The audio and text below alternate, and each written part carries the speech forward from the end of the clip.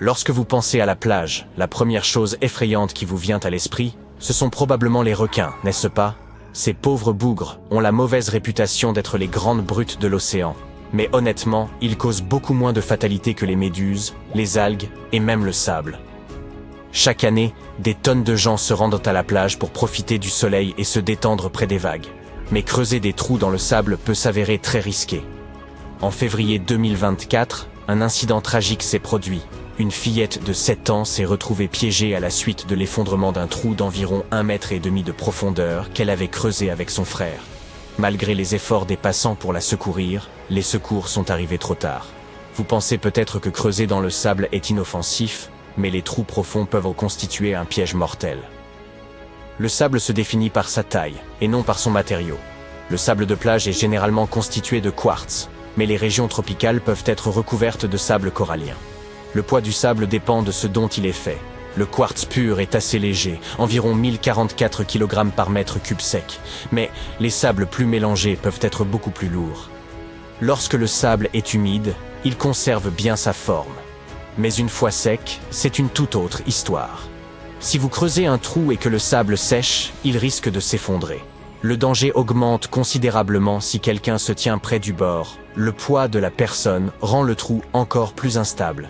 Une fois que le sable commence à tomber, il remplit toutes les poches d'air, ce qui rend la respiration difficile pour les personnes piégées à l'intérieur. Sauver une personne dans un affaissement de sable n'est pas chose aisée. Le sable est lourd et ne cesse de s'effondrer. Les sauveteurs doivent donc agir rapidement. Dans l'idéal, ils disposent de 3 à 5 minutes avant que la personne piégée ne suffoque. Si vous vous retrouvez un jour dans une telle situation, il est conseillé d'exposer la bouche de la personne pour qu'elle puisse respirer pendant que quelqu'un d'autre travaille à la dégager. Si vous vous rendez à la plage, faites preuve de discernement en ce qui concerne les trous. La meilleure règle est de ne jamais creuser un trou plus profond que les genoux de la personne la plus petite de votre groupe. Il est également conseillé de combler les trous une fois que vous avez fini de jouer. Quelqu'un pourrait trébucher facilement dans un trou oublié, et même un trou peu profond peut causer des blessures. Entre 1997 et 1207, les trous dans le sable ont coûté la vie à 31 personnes aux États-Unis. Oui, en 10 ans seulement. Vous vous souvenez que je vous ai dit que les requins étaient responsables de moins de décès? De 1997 à aujourd'hui, en 27 ans, 29 personnes ont trouvé la mort prématurément aux États-Unis à cause des requins. Se rendre à la plage et n'y trouver qu'un tas d'algues? Une vraie déception. Mais si certaines algues sont tout à fait acceptables, même à déguster, d'autres peuvent me présenter de graves risques pour la santé, même si vous ne faites que vous en approcher. Les proliférations d'algues, ou marées rouges, se produisent lorsque les algues se développent de manière débridée. Ces efflorescences peuvent libérer de vilaines toxines qui sont néfastes pour les humains, les poissons, les crustacés et même les oiseaux. L'une des efflorescences algales les plus connues se produit presque chaque été sur la côte du golfe de Floride. Même celles qui ne sont pas toxiques peuvent perturber l'écosystème. Lorsque les algues se flétrissent et se décomposent, elles consomment tout l'oxygène de l'eau, laissant la faune et la flore marine littéralement à bout de souffle. Il faut absolument éviter de consommer des coquillages provenant de zones touchées par ces proliférations d'algues toxiques. En 1990, 6 pêcheurs ont failli connaître une fin tragique après avoir englouti des moules cuites à la vapeur qu'ils avaient ramassées près de Cape Cod, dans le Massachusetts. La baignade dans ces eaux ne présente pas toujours un risque sérieux pour la santé, mais elle reste déconseillée. Certaines personnes peuvent souffrir d'irritations cutanées ou de démangeaisons oculaires. Veillez également à ne pas vous baigner à proximité de poissons morts, car les bactéries nocives peuvent proliférer. Et si vous commencez à vous sentir bizarre après être entré dans l'eau, il est préférable de sortir et de vous rincer à l'eau douce immédiatement. Vous savez, ce n'est pas toujours un facteur spécifique qui rend certaines plages dangereuses. Parfois, les plages elles-mêmes sont pleines de surprises. Prenez par exemple Etty Bay ou Mission Beach en Australie. Vous aurez probablement à partager le sable avec des cassoars, les oiseaux les plus intimidants de la planète.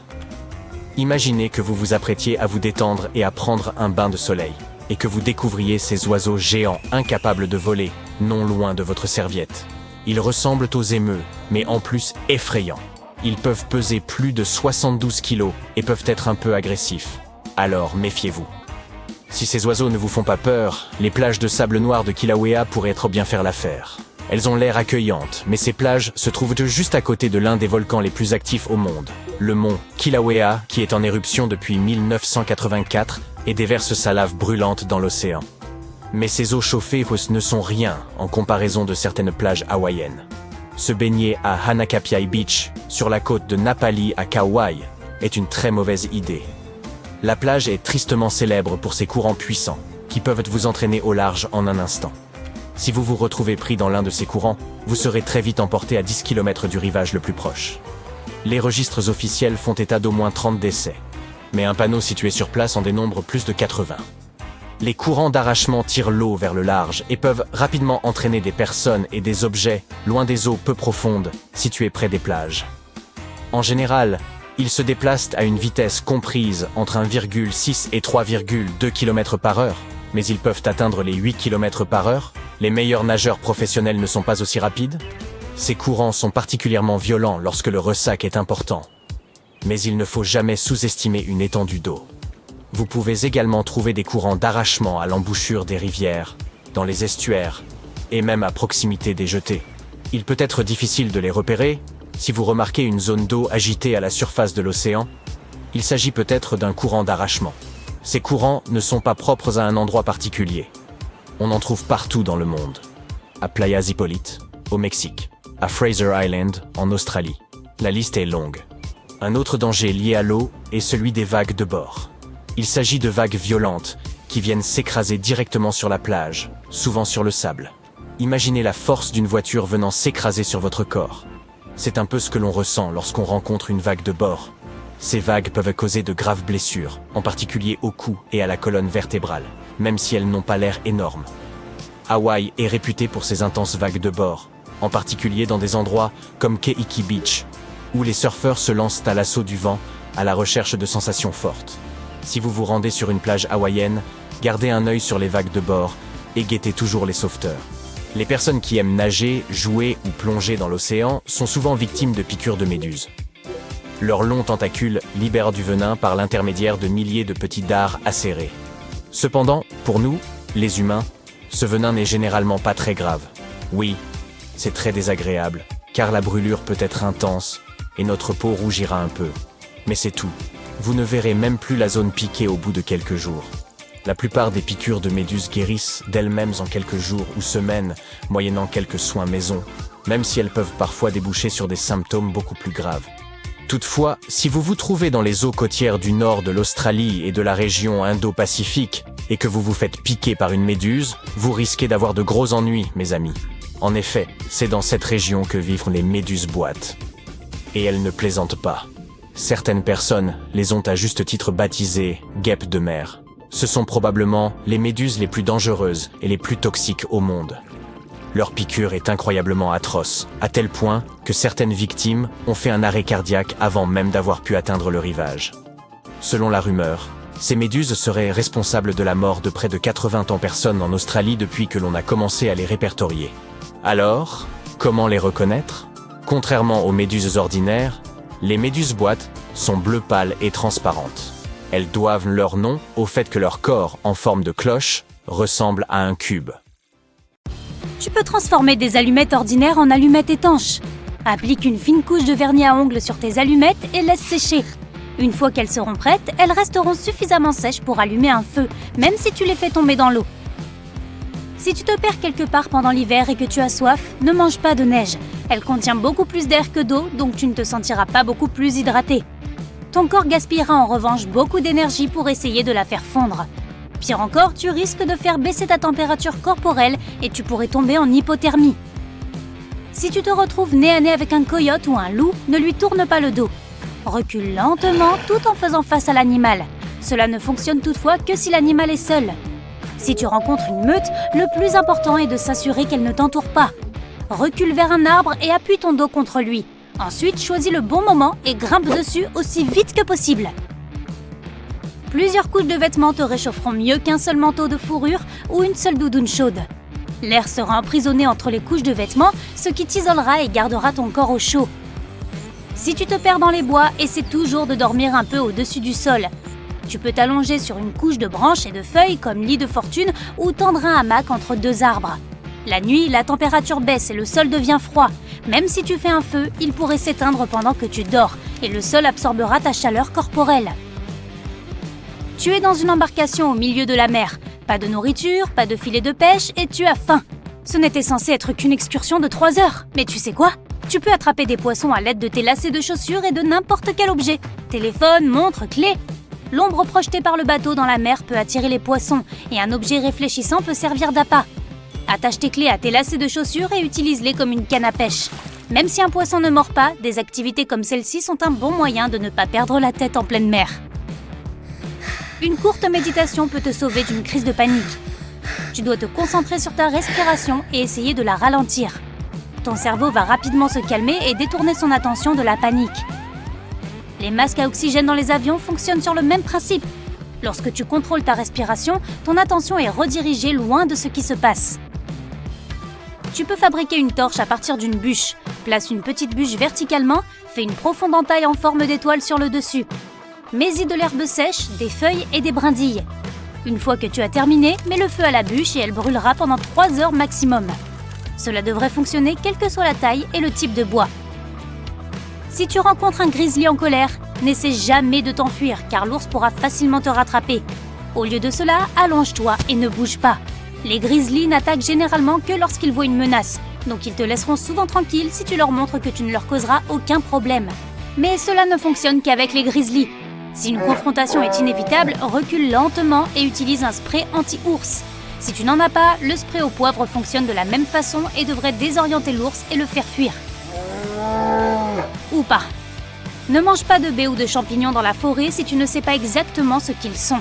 Ils pourraient être toxiques. Si tu n'as pas d'autre choix, mange l'écorce intérieure des érables, des bouleaux et des pins pour remplir ton estomac. Utilise un couteau pour enlever l'écorce extérieure rugueuse et arriver à la substance blanche plus molle. Tu peux la faire bouillir pour la rendre encore plus molle ou la faire cuire sur un feu ouvert pour en faire un encas croustillant. Et si tu es vraiment affamé, tu peux manger des fourmis. Elles ne sont peut-être pas très appétissantes, mais elles sont plutôt nutritives.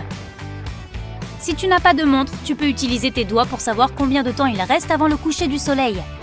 Lève ta main de sorte que l'intérieur de ta paume soit face à toi. Tes doigts doivent se trouver entre le soleil et la ligne d'horizon.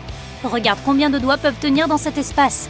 L'épaisseur d'un doigt correspond à environ 15 minutes. Tu peux donc calculer le temps qu'il reste avant le coucher du soleil. Si tu es perdu et que tu dois faire un feu pour attirer l'attention, jette-y beaucoup de branches de pin ou de cèdre, des pommes de pin et tout objet en caoutchouc inutile. Ton feu émettra plus de fumée noire, ce qui le rendra visible de loin.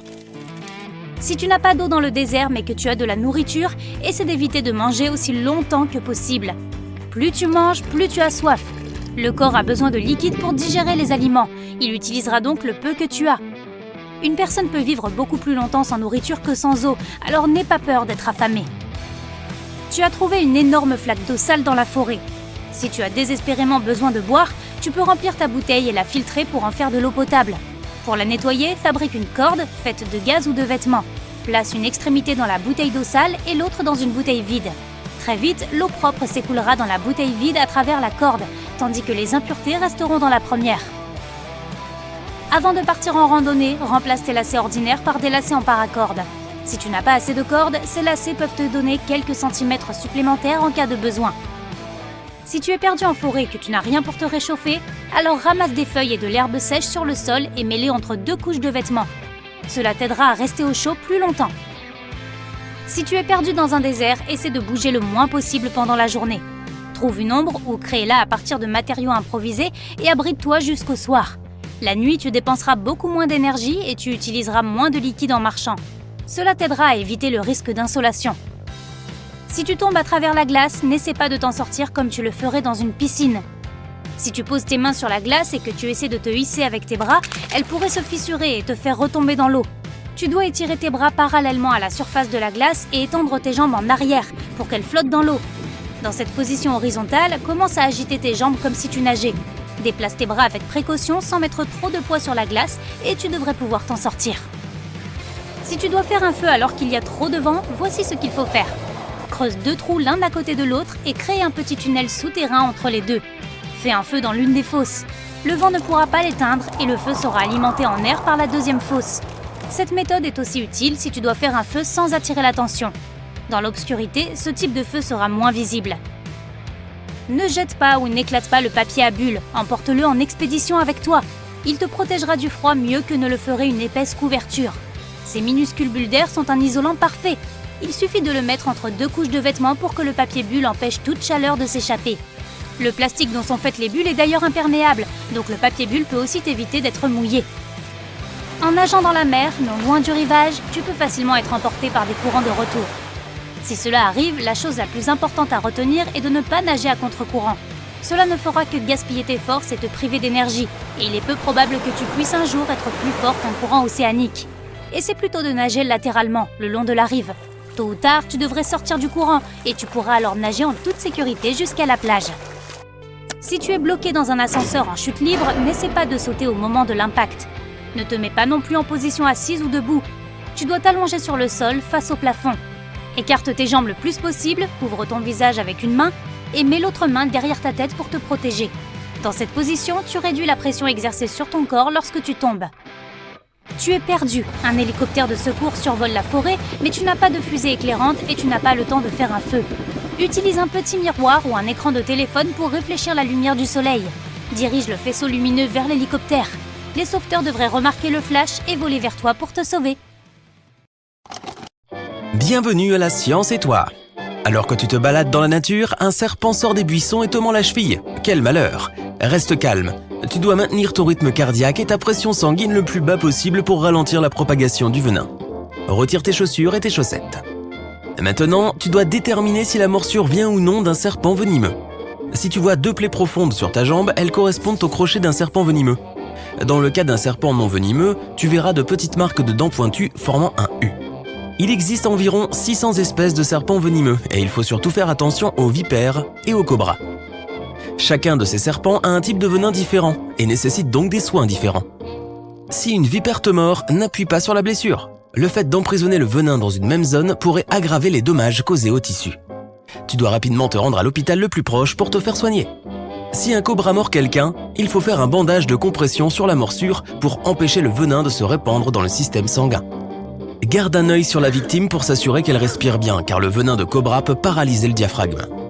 N'essaye pas d'aspirer le venin. Il se propage si vite dans le sang que ça ne servira à rien.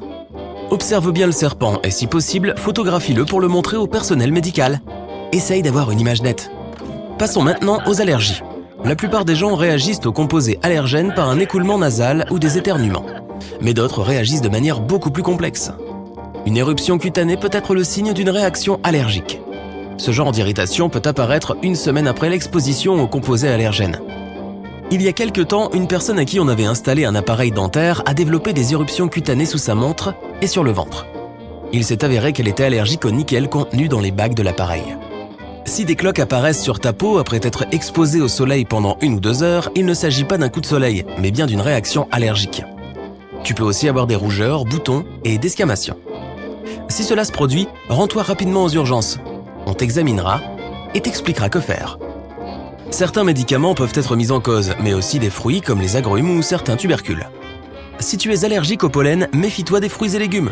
Certains contiennent les mêmes protéines que celles contenues dans le pollen et ton système immunitaire y réagira comme tel en provoquant au passage des démangeaisons, un gonflement de la bouche et peut-être même du visage.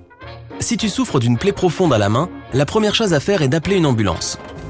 Tu es coincé dans une voiture en plein hiver et le froid te fait frissonner, c'est bon signe. Quand la température descend en dessous d'un niveau confortable, le corps tremble pour augmenter sa production de chaleur de près de 500%. Mais les frissons ne te réchaufferont pas très longtemps. Au bout d'un moment, tes muscles manqueront de carburant et ils cesseront de se contracter. Si une personne frigorifiée cesse de trembler et qu'elle s'endort, agis vite. Amène-la à l'abri, retire ses vêtements mouillés, frotte ses mains et ses pieds, enveloppe-la dans des couvertures et applique des compresses chaudes et sèches sur sa poitrine, son cou et son ventre. N'applique surtout pas de compresses chaudes sur ses bras ou ses jambes. La chaleur soudaine forcera le sang-froid à retourner au cœur, au cerveau et aux poumons et fera baisser la température au centre du corps.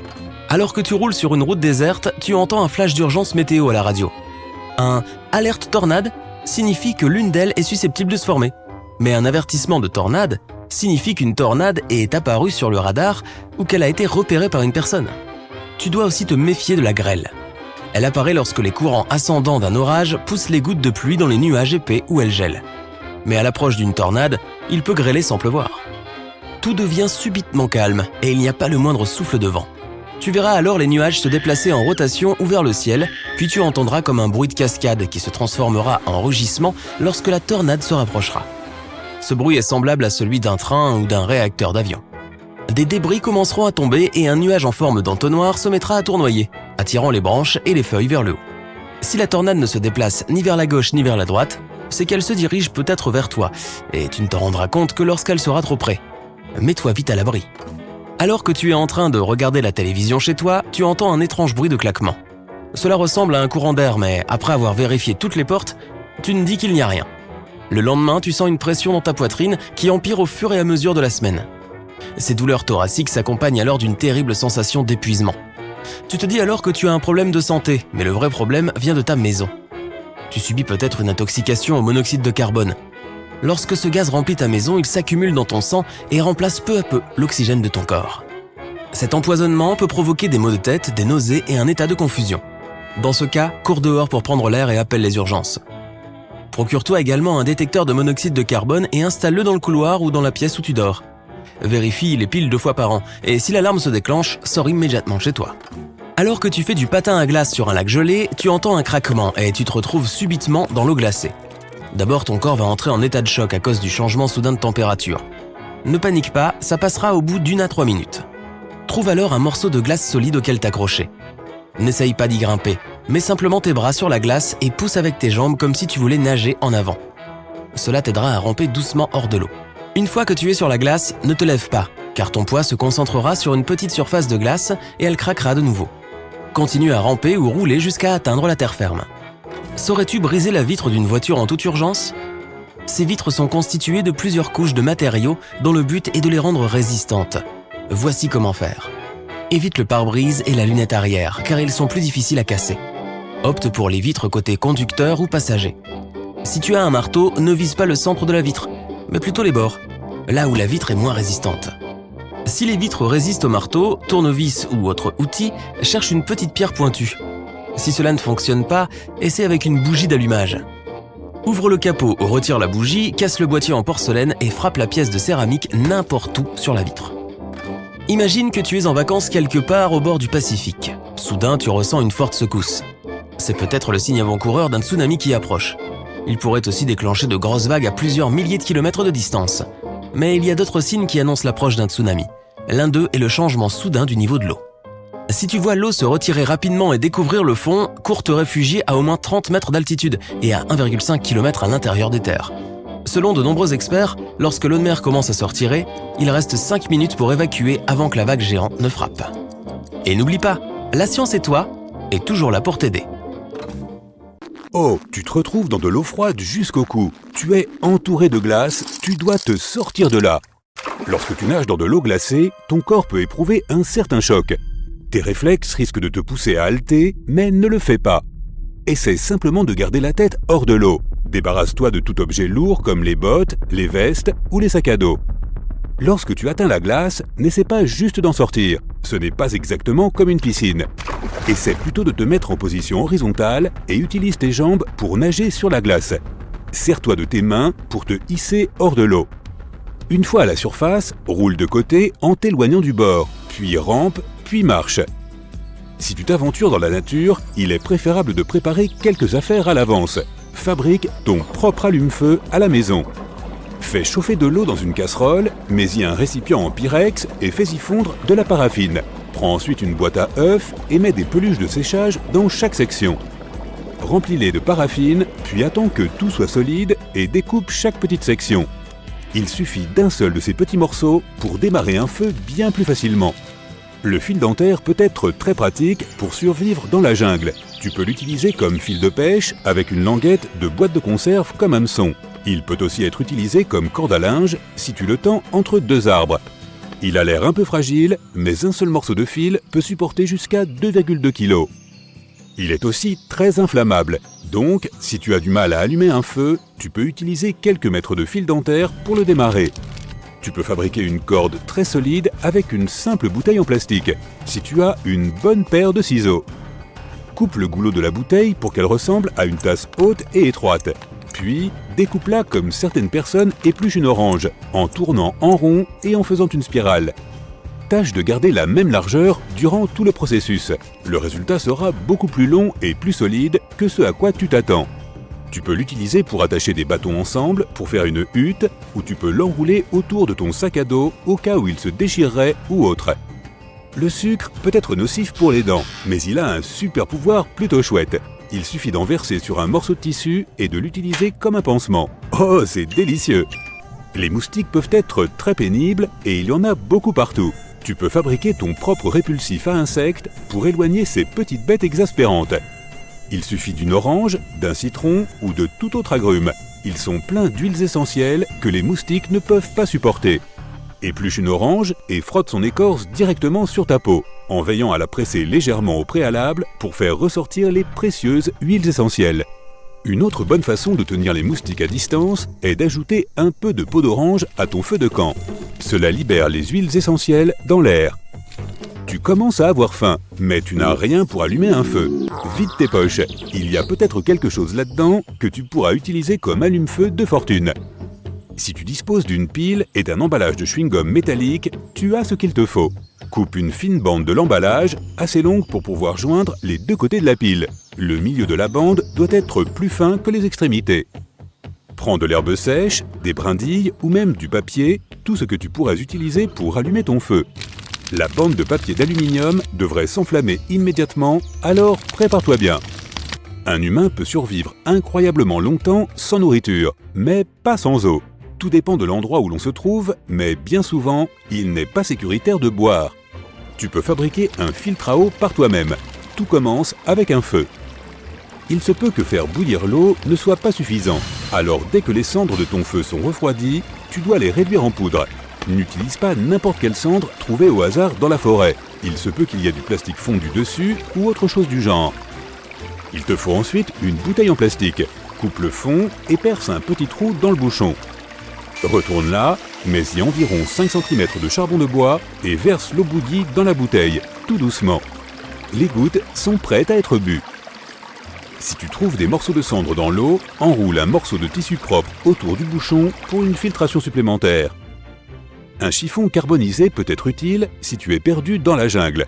Pour le fabriquer, tu auras besoin d'un récipient en métal avec un couvercle. Mets un morceau de tissu à l'intérieur et place le récipient dans le feu pendant quelques minutes.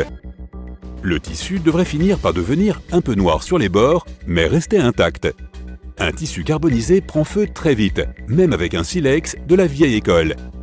Si jamais tu fais une randonnée dans le jardin d'un anaconda, écoute bien, reste loin des rivières peu profondes car ces serpents géants aiment y traîner.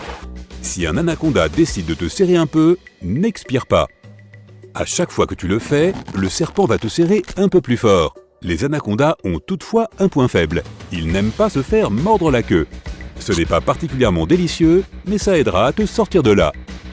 Les avalanches sont assez puissantes, alors n'oublie pas ces conseils la prochaine fois que tu seras sur les pentes si les choses deviennent un peu dangereuses.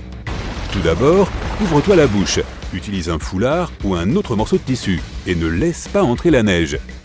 Garde le bras droit au-dessus de ta tête et n'oublie pas de dégager une petite fenêtre devant ton visage. Cela te permettra de respirer pendant environ une demi-heure. Débarrasse-toi de tout ce qui est lourd, même si c'est cher, mais assure-toi de garder ton sac à dos car c'est une protection supplémentaire. Et accroche-toi à un arbre si tu en vois un. Pour remonter à la surface, bouge comme si tu nageais tout droit. La neige n'est rien d'autre que de l'eau. Si jamais tu te retrouves coincé dans une voiture qui coule, ne panique pas et n'essaie pas d'ouvrir la porte. La pression de l'eau de l'extérieur risque d'être trop forte, tu ne feras que gaspiller une énergie précieuse et cette porte ne s'ouvrira pas. Le meilleur moyen de s'échapper serait de passer par les fenêtres. Il suffit de les baisser et de s'enfuir à la nage. Si tu n'es pas un bon nageur, tu peux essayer de créer ton propre dispositif de flottaison de fortune, comme un sac en plastique avec de l'air emprisonné à l'intérieur. Fais un nœud dedans et assure-toi qu'il est bien serré. La bouteille en plastique serait une bonne option, mais une seule ne suffira probablement pas. Tu peux aussi utiliser un imperméable ou un de ces pantalons étanches, ou même une poubelle à l'envers. Si tu as un problème de voiture la nuit, dans la forêt par exemple, tu as besoin de lumière pour voir ce que tu fais. Tout ce qu'il te faut, c'est une bouteille d'eau ou un pichet ou même un bocal à cornichons rempli d'eau. Il te suffit de l'attacher à un projecteur et voilà, L'eau va diffuser la lumière pour que tu puisses mieux voir. Parfait pour monter une tente de secours ou trouver du bois pour un feu. Les pots Mason, ces pots à cornichons, sont très pratiques pour conserver les allumettes. Si tu campes dans une forêt, il est vraiment important de cacher ces allumettes dans un endroit sec et bien sécurisé. Pour le rendre encore plus pratique, prévois un couvercle rabattable.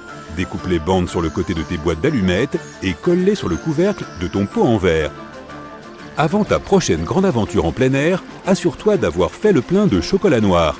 Le chocolat est probablement le plus délicieux des aliments de survie, mais c'est aussi l'un des meilleurs. Il est riche en calories et il aide vraiment à remonter le moral. De plus, tu n'as même pas besoin d'une fourchette, d'une assiette ou d'un feu pour le déguster. Une dernière astuce pour aujourd'hui, les amis. Tu as toujours du mal à allumer ce feu? Ne cherche pas plus loin que ce sac de chips que tu as secrètement caché à tes compagnons de camping. Les chips à base de maïs se trouvent partout de nos jours, et en plus de leur goût délicieux et de la couleur bizarre qu'elles donnent à tes doigts, elles ont un autre tour dans leur manche. Tu peux les utiliser pour rallumer un feu. Ce genre de chips est inflammable, alors fais-en un petit tas et garde ce drôle de bois sec à portée de main. Ton feu prendra en quelques secondes. Si tu tombes d'une grande hauteur, essaie de reproduire la position d'un parachutiste. Ta tête et ta poitrine doivent être orientées vers le bas. Écarte tes bras et tes jambes et plie-les à un angle de 90 degrés. Si possible, détermine un endroit pour atterrir. Des buissons ou des meules de foin peuvent amortir la chute. En revanche, la surface de l'eau n'est sans danger que si la chute ne dépasse pas 45 mètres de haut. Avant d'atterrir, essaie de placer ton corps à la verticale. Rappelle-toi qu'il est toujours préférable de tomber en avant qu'en arrière. Protège ta tête et ton cou en fermant tes bras ensemble autour de toi. En fait, rien de tout cela ne pourra vraiment te sauver, mais cela te donnera quelque chose à faire avant de t'écraser comme une énorme pierre qui creusera un cratère sur le sol. Mais bon, si tu tombes du haut d'une falaise par exemple, fais tout ton possible pour décomposer ta chute en plusieurs parties. Et plus elles sont courtes, mieux c'est. Chacune de ces étapes absorbera une partie de l'impact de la chute. De cette façon, tu auras beaucoup plus de chances de survivre. Essaie par exemple de t'accrocher à un objet solide, comme un buisson ou un rocher, tout ce que tu trouveras. Si tu vois un morceau de bois ou une planche, attrape-le aussi. Cela pourrait contribuer à amortir ta chute lorsque tu toucheras le sol. Plus important encore, ne maintiens pas ton corps trop rigide. Cela risquerait d'endommager tes organes internes. Protège ta tête et essaie d'atterrir sur tes pieds avec tes genoux légèrement pliés. Bon, on ne va pas se mentir, une fois que tu auras touché le sol, tout ce qui te concerne sera légèrement plié, tu vois? Mais bon, il faut essayer, hein. Si un bâtiment dans lequel tu te trouvais s'est effondré et que tu te retrouves sous un tas de débris et de gravats, essaie de ne pas céder à la panique. Oui, pas évident, je sais. Ta tâche principale est alors de protéger tes organes respiratoires et de faire durer ta réserve d'air le plus longtemps possible. S'il y a assez de place, enlève ta chemise ou ton t-shirt et fais un nœud avec le bas. Remets-le ensuite sur ta tête par le trou du cou, de façon à ce que le nœud soit au-dessus de ta tête. Tu auras ainsi une capuche de fortune qui protégera ton visage de la poussière, du sable et des débris.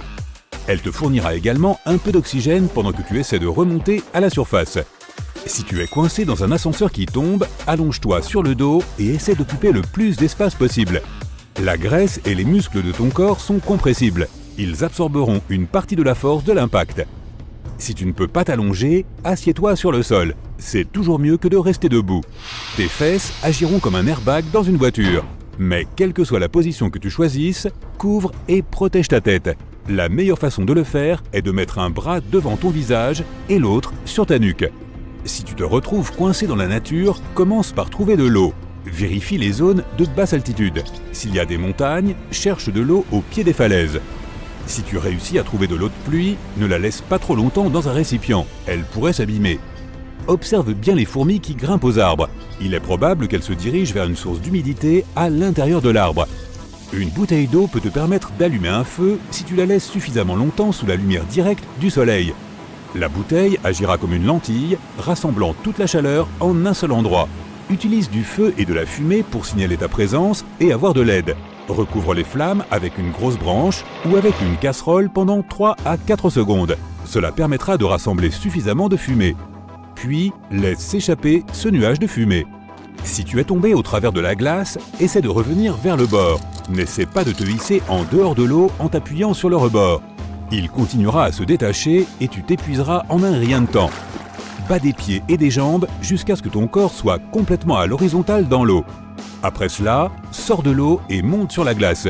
Une fois que tu y es arrivé, ne te lève surtout pas. Ton poids doit être réparti sur la plus grande surface possible. De cette façon, la glace aura moins tendance à se briser. Commence donc à rouler vers le rivage comme le font les phoques. Si tu as une crampe musculaire en nageant, essaie de te tourner sur le dos et de flotter. Masse la plante de ton pied ou la partie de ta jambe qui s'est tendue par la crampe. Si tu as une crampe à l'arrière de la jambe, plie-la au niveau du genou et tire-la vers ta poitrine, tout en continuant de flotter sur le dos. Essaie de soulager la crampe en tirant tes orteils vers le haut. Si tu es pris dans un incendie à l'intérieur de la maison, reste accroupi vers le sol et rampe vers la sortie la plus proche. La fumée monte généralement vers le plafond. C'est pourquoi rester au sol peut te permettre de respirer un air un peu plus frais. Si tu as un morceau de tissu ou un mouchoir, mets-le contre ta bouche. Il agira comme un filtre contre la fumée. Si tes vêtements ont pris feu, jette-toi au sol et roule d'avant en arrière. Si tu as un extincteur, dirige-le toujours vers la base des flammes. C'est beaucoup plus efficace. Et n'oublie pas que si tu casses une fenêtre, tu laisseras entrer plus d'oxygène, ce qui alimentera encore plus le feu. Et voici ce que tu dois faire pour rester en sécurité pendant une catastrophe naturelle. Si tu vois que la zone est inondée alors que tu es à l'extérieur, éloigne-toi des ruisseaux, des collecteurs d'eau pluviale ou des rivières. Essaie de rejoindre un terrain plus élevé. Si tu es coincé chez toi, monte sur le toit si tu penses que c'est suffisamment sûr. Si une tornade se dirige vers toi et que tu n'as pas le temps de t'échapper, trouve un fossé ou un renfoncement. Allonge-toi et couvre-toi la tête avec tes bras ou tes vêtements. Si une tornade se produit alors que tu es à l'intérieur et qu'il n'y a pas de sous-sol dans ta maison, cache-toi dans une baignoire. Utilise un oreiller pour protéger ta tête de tout type de débris susceptibles de tomber. Sache que la plomberie dans les murs de la salle de bain renforce la structure de l'endroit. Mais si ta salle de bain a des fenêtres ou un mur donnant sur l'extérieur, choisis un endroit plus sûr, par exemple un placard. Plus il y a de murs qui te séparent de la tornade, mieux c'est. Si tu es dehors pendant un orage et que tu sens soudain tes cheveux se hérisser, c'est le signe que la foudre est sur le point de frapper. Ta peau peut commencer à fourmiller et il est probable que tu entendes des cliquetis ou des bourdonnements. Accroupis-toi immédiatement et place ta tête entre tes genoux. Mais même si tu dois te mettre le plus bas possible, ne t'allonge surtout pas. La seule chose qui doit toucher le sol est la plante de tes pieds. Garde les talons joints, de cette façon, au lieu de parcourir tout ton corps, l'électricité aura tendance à entrer dans un pied et à sortir par l'autre. Tu peux aussi te couvrir les oreilles avec tes mains pour éviter une perte d'audition. Si tu es perdu dans le désert, déplace-toi aux premières heures du matin. De cette façon, tu éviteras les plus grosses chaleurs. Si tu vois une colline ou un autre terrain élevé, grimpe dessus et regarde aux alentours. Tu pourras peut-être apercevoir de la verdure, des bâtiments ou une route. La nuit, une telle opportunité ne s'offre évidemment pas. De nombreux animaux du désert chassent également après le coucher du soleil. Voici comment il faut se comporter avec les animaux sauvages. Si un taureau te charge, reste immobile jusqu'à ce qu'il s'approche, puis lance un vêtement dans la direction opposée. Les taureaux réagissent au mouvement, et en jetant un chapeau ou une chemise loin de toi, tu vas distraire l'animal. Il poursuivra l'objet en mouvement et t'oubliera. Si un requin se dirige vers toi, ne nage pas en panique pour t'éloigner de lui. Tu ressemblerais à une proie que l'animal voudra dévorer. Attends que le requin se rapproche et commence à le frapper avec tes poings. Vise ses yeux, son nez et ses branchies. Ce sont les seules zones vulnérables du corps de l'animal. Si tu rencontres une meute de chiens hostiles, détourne leur attention et éloigne-toi tranquillement. Si l'un des chiens se jette sur toi, place un objet entre toi et les mâchoires de l'animal. Maintenant, disons que tu as accidentellement dérangé un essaim d'abeilles. Et bon, elles s'en prennent à toi. Cours en ligne droite, aussi vite que possible, jusqu'à ce qu'elles cessent de te poursuivre. Une solution encore meilleure consiste à trouver un abri, ta voiture, une maison ou même des toilettes publiques, et de se cacher à l'intérieur. Maintenant, si tu rencontres accidentellement un ours, présente-toi. Non, attends, en fait, tout dépendra de son espèce. Si c'est un grand ours brun, couche-toi par terre et fais comme si tu étais mort. Ça ne devrait pas être difficile. Mais s'il s'agit d'un ours noir plus petit qui attaque rarement les gens, crie et fait semblant d'être plus grand, cela peut t'aider. Tu peux aussi essayer de faire fuir l'ours en faisant semblant de te jeter sur lui. Si tu rencontres un serpent, essaie de ne pas faire de bruit Si tu as l'occasion de t'éloigner, saisis-la. Mais si tu ne peux pas éviter le reptile, hausser la voix, taper 2 bâtons l'un contre l'autre ou taper du pied peut le faire reculer. Même si les serpents n'ont pas d'oreilles visibles, ils sont sensibles aux vibrations. Et si toutes ces choses t'arrivent le même jour, eh bien, appelle les gens du livre Guinness des records, je pense que tu mérites de figurer dedans. Tu fais une randonnée dans une sublime réserve protégée en Californie et tu te retrouves face à un puma. Reste calme. Tu dois lui montrer que tu n'as pas peur. Crie fort en direction de l'animal et agite tes bras. Si ça ne marche pas, lance des pierres, des branches et tout ce qui te tombe sous la main. Vise le sol devant le puma. Ne lance jamais rien directement sur lui. Cela ne ferait que l'énerver davantage. Si le puma se rapproche, protège tes parties les plus vulnérables. Il visera le cou et essaiera d'attraper tes bras. Incline donc ta tête vers l'avant pour protéger ton cou et ne fais pas de grands mouvements avec tes bras. Lorsqu'il se rendra compte que tu n'es pas un adversaire facile, le puma reculera probablement et s'enfuira. Tu es à Yellowstone. Ici, tu te retrouves face à face avec un grizzly. Il boit de l'eau dans un ruisseau. La distance de sécurité est de 60 mètres. Le grizzly t'a repéré. Il se dresse sur ses pattes arrière et regarde dans ta direction. Il a maintenant la taille d'un joueur de basketball de taille normale et il pèse près de 360 kg. Tu n'as donc aucune chance de gagner. Tu dois rester figé sur place. Les grizzlies ont une mauvaise vue, donc il se peut qu'ils ne te voient pas. Mais ensuite, il commence à marcher dans ta direction. Ne lui tourne pas le dos et n'essaie pas de courir le plus vite possible. Il te poursuivra. Tu dois paraître plus grand que tu ne l'es vraiment. Agite tes bras et écarte tes jambes un peu plus. Parle et crie constamment en direction de l'ours. Il comprendra que tu n'es pas un simple cerf. Essaie de faire un bruit de métal. Si tu as de la nourriture sur toi, ne la jette pas à l'ours. Pose-la par terre et continue de reculer en face de l'animal. S'il commence à courir vers toi, ta seule chance est de te coucher par terre et de rester figé. Les ours ne sont pas des charognards. Donc s'il pense que tu n'es pas vivant, il va juste te renifler, hausser les épaules et s'en aller. Maintenant, tu vas faire de la plongée sur la côte de la Floride. Tu dois te protéger du grand requin blanc. Ne porte jamais de bijoux brillants et voyants quand tu te baignes. Ils attirent les requins. Et ne te baigne jamais la nuit. C'est à ce moment-là qu'ils sortent pour chercher de la nourriture. Beaucoup de projections d'eau peuvent également attirer ce prédateur marin. Mais si le requin nage quand même vers toi, la règle est la suivante. Fais tout ce qui est en ton pouvoir pour l'affronter et gagner. Essaie de rester calme et de nager vers la plage. Si le requin te prend pour de la nourriture, il n'y a qu'une seule chose qui peut l'effrayer. Essaie de frapper le requin sur le nez, les yeux ou les branchies. Maintenant, tu es en Afrique. Ici, dans les hautes herbes de la savane, tu vois un lion. Et le pire, c'est qu'il te voit aussi. La première chose que tu dois faire est de maintenir le contact visuel. Ne tourne pas le dos au lion. Et ne cours pas. Ce prédateur de 2 mètres, qui pèse autant que 3 adultes, court vers toi à la vitesse d'une voiture sur l'autoroute. Mais il s'arrête brusquement et continue à te fixer. Les lions font souvent semblant de charger pour effrayer leur adversaire. À ce stade, tu dois paraître beaucoup plus grand que tu ne l'es réellement. Écarte les bras et fais des grands bruits. Le lion peut alors faire une autre fausse charge. Et si tu ne bouges pas, le lion se rendra compte que tu es un adversaire de taille et repartira dans l'autre sens. Attention, la lionne est bien plus dangereuse que le mâle. Si elle garde ses bébés, elle ne s'arrêtera jamais et tu n'auras aucune chance. Ta Jeep de safari t'emmène à l'endroit suivant. Tu vois des éléphants qui boivent paisiblement de l'eau. Ces animaux peuvent mesurer 3 mètres de haut et peser autant que 2 4x4. Ils peuvent même renverser des voitures avec leur puissante défense. Et voilà justement que l'un d'eux te voit et remue ses grandes oreilles. C'est du bluff. Avec ses oreilles, l'éléphant veut paraître plus grand et te faire fuir. Il a aussi peur et ne se précipitera pas sur toi. Tu dois faire comprendre à la bête que tu ne la menaces pas. Ne crie pas et n'agite pas tes bras. Recule lentement jusqu'à ce que tu aies quitté l'espace personnel de l'éléphant. Mais s'il court vers toi avec les oreilles contre la tête, il ne bluffe pas. Grimper à un arbre n'est pas une bonne option pour le moment. Il pourrait frapper l'arbre et te faire tomber. Il pourrait même le faire basculer avec son gros tronc. Tu dois courir en zigzag. L'éléphant est lourd et il lui est difficile de changer de direction rapidement. Donc petit à petit, tu vas commencer à t'éloigner de lui. Mais n'oublie pas qu'un éléphant peut courir à 40 km/h. Il est donc peu probable que tu lui échappes. Passons maintenant au fleuve Nil, en Égypte. On y trouve le plus grand nombre de crocodiles au monde. Si tu fais du camping, installe-toi à une distance d'au moins 50 mètres de la rive. De cette façon, le crocodile ne trouvera pas ton campement la nuit. Ne quitte jamais le crocodile des yeux. Il peut profiter de ce moment et te prendre par surprise. Leur vitesse de pointe est seulement de 16 km/h, mais ils peuvent faire des charges de 13 mètres par seconde à partir de l'eau. Donc la seule chance de survivre est de rester hors de l'eau. Sinon, les points faibles du crocodile sont les yeux, le bout du nez et la membrane de la gorge.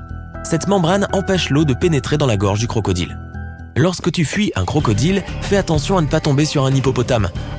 C'est l'un des animaux les plus dangereux au monde. Ils peuvent avoir la taille d'une voiture de tourisme et peser autant qu'un gros éléphant. En plus, ils peuvent courir aussi vite que les chevaux. donc ils sont sûrs de te dépasser dans un sprint. L'essentiel est de ne pas les effrayer. Si tu es à une bonne distance de sécurité, attire son attention avec un bruit fort. En général, il essaiera de s'éloigner de toi. Profite de cet instant pour reculer toi aussi. Mais si tu vois un hippopotame bâiller, c'est le signe que tu violes sa zone de confort. Ils peuvent ouvrir leur gueule à 180 degrés et ont la force de morsure d'un crocodile. Tu ne pourras donc pas le vaincre et tu dois t'enfuir. La meilleure option est de grimper à un arbre ou à quelque chose en hauteur. Les hippopotames ont du mal à grimper en hauteur. Et si tu parviens à t'échapper, tu seras l'une des rares personnes à avoir survécu à un face-à-face avec un hippopotame. Il y a aussi des buffles qui vivent ici dans la savane. Ils peuvent être aussi hauts qu'un homme adulte et peser une tonne. Et contrairement aux lions et aux éléphants, ils ne font pas de fausses charges. Si tu vois cette machine foncer sur toi, elle a certainement de mauvaises intentions. Leurs cornes puissantes et leurs crânes peuvent plier des plaques de métal. Ils peuvent transformer une voiture neuve en un tas de ferraille.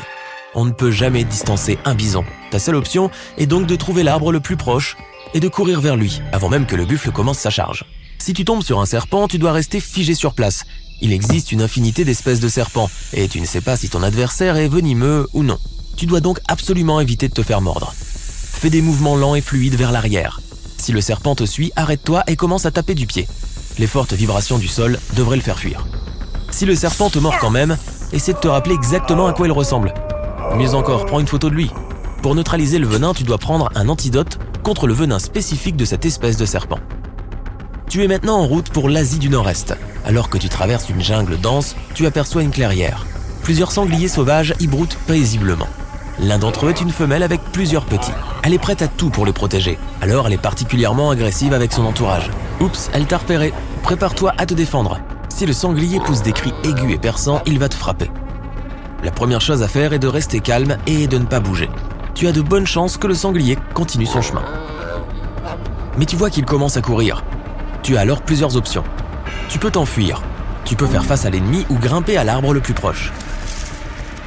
La première option est mauvaise, les sangliers peuvent courir aussi vite que Usain Bolt. Et lorsqu'il te rattrapera, ses défenses pointues ne te laisseront aucune chance. Option B, rester où tu es. Faux.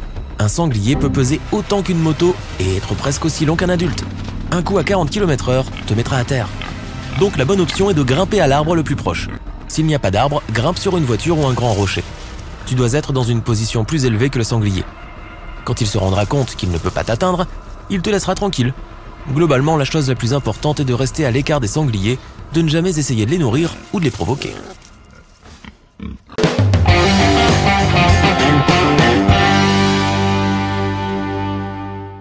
Lorsque tu as besoin d'aide dans un espace public, ne te dirige pas vers un groupe d'individus. Adresse-toi plutôt à une seule personne. En raison de ce qu'on appelle l'effet du témoin, le groupe de personnes ne saura pas comment t'aider. Cette théorie de la psychologie sociale stipule que les gens sont moins susceptibles de te porter secours lorsque d'autres personnes sont présentes autour d'eux. Ils pensent que quelqu'un d'autre du groupe va forcément aller t'aider et passent donc leur chemin. Si tu conduis en ville ou dans une zone avec des rues qui se croisent à l'identique et que tu penses être suivi, tourne 4 fois à droite ou à gauche. Tu te retrouveras au même endroit qu'avant et si la voiture derrière toi fait aussi la même chose, tu es en effet probablement suivi. Ne rentre pas chez toi et essaie plutôt de les semer. Si tu es à l'extérieur quand un orage s'approche et que tes cheveux se dressent sur ta tête, trouve immédiatement un abri. Si tes cheveux sont dressés, cela signifie que des charges électriques positives traversent ton corps et se dirigent vers les charges négatives de l'orage. Alors tu risques d'être frappé par la foudre. Si tu ne peux pas t'abriter, accroupis-toi sur le sol, sur la plante des pieds. Mets tes mains sur tes genoux et ta tête entre les deux. En te faisant aussi petit que possible, tu minimiseras le contact avec le sol et les problèmes liés à la foudre. Emporte toujours un petit miroir avec toi lorsque tu voyages dans des régions isolées. Il te sera très utile si tu te perds. Si tu restes bloqué dans le désert et qu'un avion passe au-dessus de toi, dirige le miroir vers lui pour réfléchir la lumière. Si tu n'as pas de miroir, fais des signes avec tes bras de haut en bas pour que les avions qui passent au-dessus de toi aient une chance de te voir. Si tu es bloqué quelque part dans ta voiture, ne l'abandonne pas. Il est plus facile pour les sauveteurs de repérer ton véhicule. Contrairement à ce que l'on voit à la télévision, quand quelqu'un est sur le point de se noyer, il ne te fera pas de signe ni pourra crier. Il aura la tête penchée vers l'arrière, submergé dans l'eau. Il essaiera de garder sa bouche à la surface en utilisant ses bras. Lorsque tu vois quelqu'un qui essaie de flotter ou qui bouge dans tous les sens, comme pour se hisser hors de l'eau, c'est qu'il essaie de sortir sa tête de l'eau et il a besoin d'aide urgente. Si tu ne sais pas nager et que tu tombes dans des eaux profondes, ne panique pas. Retiens ton souffle et laisse-toi remonter tranquillement à la surface. Garde ton dos et tes jambes bien droits. Essaie de donner des petits coups de pied pour ramener ton corps à la surface. Si tu essaies de sauver quelqu'un qui ne sait pas nager, ne t'approche jamais directement de lui. Il est probable qu'il te fera couler car il sera en panique. Approche-toi par derrière, glisse ton bras sur sa poitrine et assure-toi que ses mains ne sont pas face à toi. S'il t'attrape, il peut te pousser vers le bas. Essaie de nager en dessous de lui, remonte un peu plus loin et essaie de l'aider à nouveau. Si tu rencontres un grizzly, ce n'est pas ton jour de chance. Ne cours pas et n'établis aucun contact visuel. Parle lentement s'il est encore loin de toi. Mais s'il te charge, reste immobile. Tu ne réussiras pas à le distancer. Parle d'une voix claire et monotone et ne crie pas. Avant de partir, tu peux faire des recherches pour voir s'il y a des grizzlies à l'endroit où tu voyages, pour emporter une bombe au poivre ou un répulsif à ours. Si un ours se trouve à moins de 7,60 m de toi, utilise le spray. S'il t'attaque, mets-toi en boule et allonge-toi par terre. Reste tranquille, ne bouge pas et ne panique pas jusqu'à ce qu'il s'en aille. Si un ours polaire te poursuit, mais qu'il est loin, essaie d'enlever quelques vêtements, un chapeau, un foulard ou une chemise, et pars en courant. Les ours polaires ont une courte durée d'attention, et ils peuvent s'arrêter pour renifler tes vêtements. Cela te donnera le temps de te mettre à l'abri. Si tu as eu une rencontre avec les deux ours, rappelle-moi de ne jamais partir en vacances avec toi. Passons à autre chose. Si quelqu'un s'étouffe, mais qu'il peut tousser, n'interviens pas. La toux signifie que l'air peut entrer et sortir, et qu'il y a une obstruction partielle de ses voies respiratoires. En l'aidant, tu pourrais provoquer un retour d'air qui pourrait soit forcer l'évacuation du danger, soit déloger l'obstruction et provoquer un blocage complet. Laisse la personne simplement tousser. Donne ton aide que lorsqu'elle ne peut pas respirer ou tousser. Lorsque tu es pris dans un courant de retour dans la mer, ne nage jamais contre lui. Tu te fatigueras et cela ne se terminera pas bien. Nage vite et en suivant une ligne parallèle à la plage. Mais reste calme et ne t'affole pas. Mais si tu t'éloignes, tu finiras par échapper au courant et tu pourras retourner vers la plage. Les pouces sont la partie la plus faible de la main, là où il y a le moins de force et de résistance. Si quelqu'un te prend par le poignet, ne tords pas ton bras dans sa main. Essaie de le repousser en commençant à l'endroit où se trouvent ses pouces. Préviens le ministère des Affaires étrangères si tu vas à l'étranger. Aux États-Unis et dans certains autres pays occidentaux, tu peux dire au ministère des Affaires étrangères que tu vas à l'étranger. En cas de catastrophe naturelle ou de conflit politique, ils sauront que tu dois être évacué. Ils t'informeront aussi de ce qui se passe dans le pays que tu visites pour te protéger des éventuels problèmes. Si tu te retrouves dans un mouvement de foule, que tu te sens mal et que tu tombes par terre, ne te recroqueville pas en boule pour attendre la fin. Tu peux te faire très mal et te faire écraser.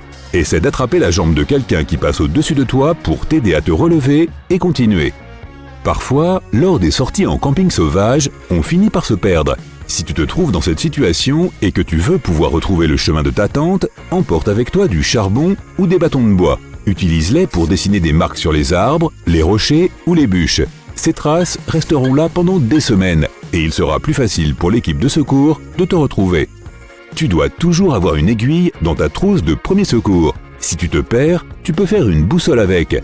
Tu dois d'abord magnétiser l'aiguille en frottant le chat de l'aiguille contre tes cheveux, de la fourrure ou de la soie une centaine de fois.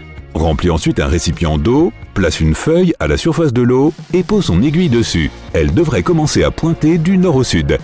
Lorsque tu appelles les services d'urgence, dis-leur d'abord ta position exacte et ensuite ton problème. Même si l'appel est coupé, ils sauront où envoyer la police ou une ambulance.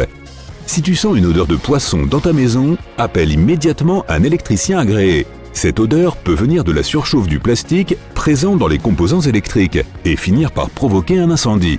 Cela peut provenir d'une prise de courant, d'un interrupteur, d'un disjoncteur ou d'un autre élément.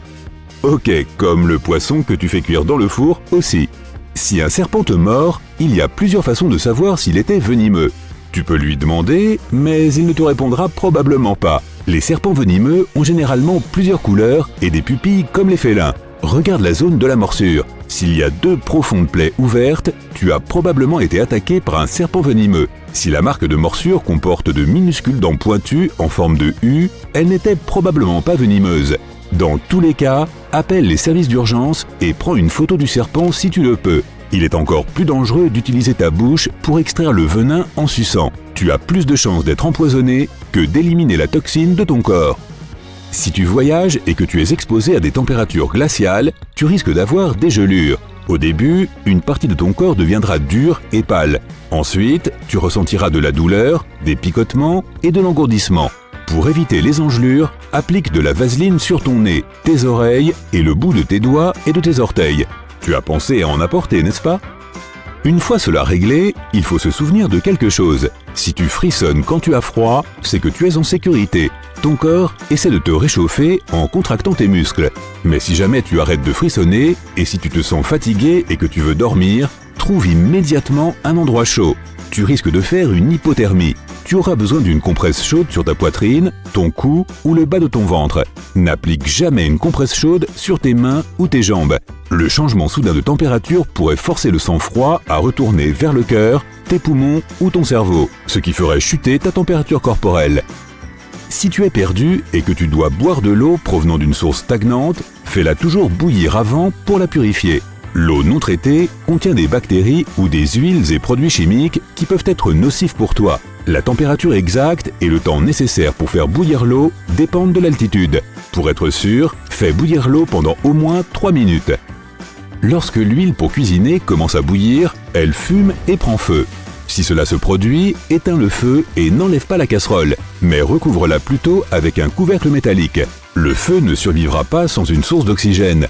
Utilise du bicarbonate de soude pour éteindre les petits feux de graisse. Attention, tu en auras besoin d'une tonne pour y parvenir, sache-le, et n'utilise cette astuce que lorsque le feu est petit. N'utilise jamais d'eau, car cela provoquerait des éclaboussures d'huile et propagerait le feu. C'est bon, tu as tout bien compris et noté? Super! Recouverte de poils bruns hérissés et dotée de 9 paires de pattes frisées, la pyrale de la sorcière, ou Phobetron pitecium, n'est pas comme les autres chenilles. Son aspect velu lui a valu le surnom de limace singe. On trouve cet étrange insecte en Amérique du Nord où il se cache dans les arbres et arbustes d'ornement. Cette petite créature poilue n'est pas aussi innocente qu'elle en a l'air. Les poils de son dos sont reliés à des glandes toxiques situées sous la peau de la chenille.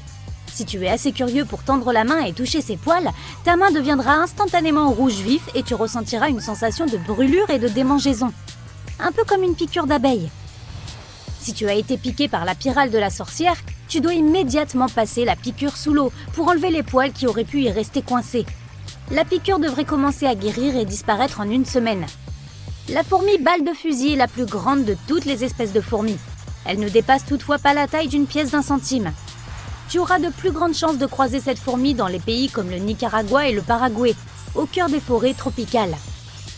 Elle a beau être petite, sa piqûre est jusqu'à 30 fois plus douloureuse que la piqûre d'une guêpe ou d'une abeille. Les habitants de la région appellent parfois ce petit insecte la fourmi 24 heures, car sa piqûre procure un malaise pendant toute une journée. Malgré la sensation désagréable, la piqûre d'une fourmi balle de fusil n'est pas trop dangereuse et devrait guérir en 1 semaine. Ces fourmis ont une habitude particulière qui pourrait permettre d'éviter facilement leur puissante piqûre. Elles dégagent une odeur aussi forte que dégoûtante pour faire fuir les prédateurs. Alors si tu te retrouves un jour à faire un trek dans la forêt tropicale et que tu sens une odeur intensément désagréable, ne t'approche pas. Les Triatominae ressemblent à des blattes standards. Mais elles sont plus élancées, elles ne possèdent pas d'ailes et ont un motif à rayures particulier sur le dos. Et attention, ces insectes sont tout sauf mignons. On les trouve généralement dans les états chauds du sud des États-Unis et ces petites bestioles se cachent partout, dans les fissures, sous les lits et dans les meubles. Ces insectes sont surnommés punaises vampires car ils ne sortent que la nuit. Bien que leur piqûre ne soit pas trop douloureuse, elle peut être incroyablement dangereuse. Il est fréquent que les humains soient allergiques à la salive de la Triatominae et si c'est le cas, sa piqûre provoquera d'incroyables démangeaisons de la peau. Ces punaises sont également porteuses d'un dangereux parasite qui affecte gravement la plupart des humains. Si jamais tu te fais piquer par une Triatominae, assure-toi de consulter ton médecin le plus rapidement possible. Le frelon géant est la plus grande espèce de frelon au monde. Il arbore des rayures jaunes et noires. Sa taille et sa forme permettent de le distinguer des abeilles et des guêpes. Le frelon géant est beaucoup plus grand et plus élancé qu'un bourdon et beaucoup plus long qu'une guêpe. Ces frelons vivent au Japon, où ils se déplacent en colonies comptant jusqu'à 700 individus. Les personnes qui ont déjà été piquées par le frelon géant comparent cela au fait d'être brûlées par un tisonnier ardent. Si tu as la malchance d'être piqué par l'un de ces insectes, appelle immédiatement une ambulance et, en attendant son arrivée, lave la piqûre à l'eau froide. L'araignée veuve noire est l'une des arachnides la plus notoirement dangereuse du règne animal. À peu près de la taille d'un trombone, les marques rouges en forme de sablier sur le ventre de l'araignée permettent de la distinguer facilement. Ces bestioles se déplacent souvent seules et on peut les trouver dans les régions chaudes, dans des abris sombres et secs comme les sous-sols ou les garages. Les veuves noires sont considérées comme les araignées les plus venimeuses de France, autant que d'Amérique du Nord. Leur venin est 15 fois plus puissant que celui d'un serpent à sonnette. Étrangement, la piqûre d'une veuve noire n'est pas particulièrement douloureuse. Elle ressemble plus à une piqûre d'épingle, mais elle peut te rendre incroyablement malade. Si tu croises une veuve noire dans ta cave, ne l'énerve pas car elle ne pique que si elle est agacée. Si tu te fais piquer, va immédiatement aux urgences. Les médecins pourront te proposer un antivenin à la veuve noire qui réduit les symptômes de la piqûre. La guêpe commune est une espèce dangereuse de guêpe que l'on trouve dans le monde entier. Elle arbore des motifs jaunes et noirs bien visibles. Le jaune est bien plus vif que celui de la plupart des autres guêpes. Ces guêpes communes vivent en grandes colonies et construisent leurs nids dans les arbres, les buissons et même sous terre. Si tu tombes sur un nid de guêpes, éloigne-toi lentement et fais attention à ne pas les menacer ou les énerver. Leur piqûre n'est certainement pas une sensation agréable. Alors que nombre de gens pensent que les scorpions sont apparentés aux crabes et aux autres crustacés, ce n'est en fait pas le cas. Les scorpions sont un type d'arachnide, ce qui signifie qu'ils sont étroitement liés aux araignées. On a tendance à les trouver dans les climats chauds et secs comme les déserts. Les scorpions sortent le plus souvent la nuit et ce sont des prédateurs connus pour piquer à vue. Leur piqûre ressemble à celle d'une guêpe, mais elle peut être beaucoup plus dangereuse. Les piqûres de scorpions ont tendance à accélérer le rythme cardiaque et à provoquer des difficultés respiratoires. Si un scorpion te pique, lave immédiatement la plaie et contacte un professionnel de santé qui pourra t'administrer un traitement antivenin contre les piqûres de scorpions. Il existe un peu moins de 300 espèces différentes de fourmis Solenopsis dans le monde. Toutes les espèces ont la même piqûre puissante. Ce sont de minuscules insectes qui se déplacent en grandes colonies et ont une couleur marron clair distincte, presque rouge. Ces fourmis de feu se trouvent majoritairement aux États-Unis et sont attirées par la nourriture. Elles ont tendance à s'incruster dans de nombreux pique-niques auxquels elles ne sont pas conviées. La piqûre de cette fourmi est incroyablement irritante, mais heureusement pas très dangereuse. Passer la piqûre sous l'eau froide devrait aider à calmer les démangeaisons, et la piqûre devrait disparaître en 1 semaine environ. Si tu as une réaction plus grave que des démangeaisons, assure-toi de consulter ton médecin au plus vite. Les abeilles à miel font partie des insectes que nous aimons le plus. Elles pollinisent nos fleurs, fabriquent le délicieux miel que nous mangeons et nous laissent généralement tranquilles. Les abeilles à miel sont des insectes sociaux qui vivent en grandes colonies. Étonnamment, la piqûre d'une abeille à miel ordinaire peut être extrêmement dangereuse pour certaines personnes, notamment les personnes âgées. Si une abeille te pique, retire immédiatement le dard qui sera logé dans ta peau. Lave la zone avec de l'eau et du savon. La piqûre devrait guérir en 1 semaine. Si tu souffres de conditions plus graves, tu dois immédiatement consulter un médecin. Les guêpes Pepsi sont de longs insectes minces avec de belles ailes de couleur rouille et des antennes jaunes. On les trouve surtout dans les forêts tropicales d'Asie, d'Amérique et d'Afrique. Elles ont tendance à vivre au sol et font leur nid en s'enfouissant dans le sol. Si jamais tu croises une guêpe Pepsi, assure-toi de t'éloigner très lentement. Ces insectes n'attaquent que s'ils sentent une menace. On pense que les guêpes Pepsi sont l'une des piqûres les plus douloureuses au monde. La douleur est incroyablement intense et dure de 3 à 4 minutes. Une fois ce délai passé, la piqûre ne nécessitera pas de soins urgents et devrait guérir d'elle-même. La guêpe guerrière est une espèce particulière. Contrairement aux autres guêpes, la guêpe guerrière n'a pas de rayures jaunes mais est entièrement noire. Si noire qu'elle en a presque l'air bleue. Certaines personnes surnomment cet insecte la guêpe tambourinante. Lorsqu'un étranger s'approche, les guêpes battent des ailes de façon synchronisée comme les tambours d'une fanfare. Les guêpes guerrières préfèrent les climats plus chauds et on peut les trouver dans les forêts tropicales d'Amérique du Sud. De toutes les espèces de guêpes, la guêpe guerrière a la piqûre la plus douloureuse. Elle ne nécessite toutefois aucune aide médicale d'urgence et devrait guérir en 1 semaine. On peut trouver le mille-pattes géant d'Amazonie dans les climats tropicaux d'Amérique du Sud et des Caraïbes. D'une couleur rouge caractéristique, c'est la plus grande espèce de mille-pattes au monde et il peut mesurer jusqu'à 30 cm de long. Le mille-pattes géant possède un venin dangereux pour les autres insectes et les animaux plus petits, mais ne présente pas de danger pour les humains. Néanmoins, sa piqûre est toujours désagréable et provoque une sensation de brûlure. Si tu te fais piquer par l'une de ces bestioles, les symptômes peuvent durer de quelques heures à quelques jours. Et si tes réactions est plus grave, tu sais ce qu'il faut faire. Va voir ton médecin. Tu te réveilles au milieu de la nuit avec le sentiment que quelqu'un te regarde dans l'obscurité. Tu ouvres les yeux et tu vois... Oh, salut Biscuit! Ton hamster domestique que tu as recueilli hier est assis juste devant toi. Et il a un côté... primitif. Soudain, le hamster se lève sur ses pattes arrière et hurle comme un loup. Seulement beaucoup plus fort, comme un sifflet. Puis Biscuit se précipite à la fenêtre, te regarde une dernière fois et saute dans la rue. Mais qu'est-ce que c'était que ça? Calme-toi, c'est juste que ce que tu as pris pour un hamster était en fait une souris loup-garou, ou tout simplement une souris sauterelle. C'est une super chasseuse, elle est agile, rapide et ne ressent pas la douleur. Cette souris vit en Amérique du Nord et n'aime pas creuser des trous. Pourquoi travailler si tu peux chasser les propriétaires hors de leur maison?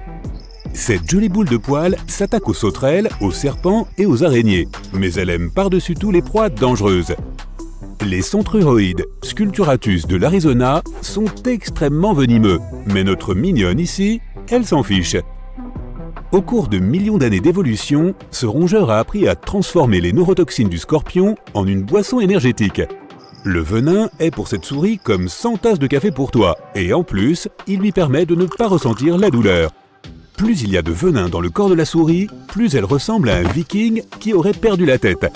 Après la bataille, cette souris lève la tête vers le ciel nocturne et hurle.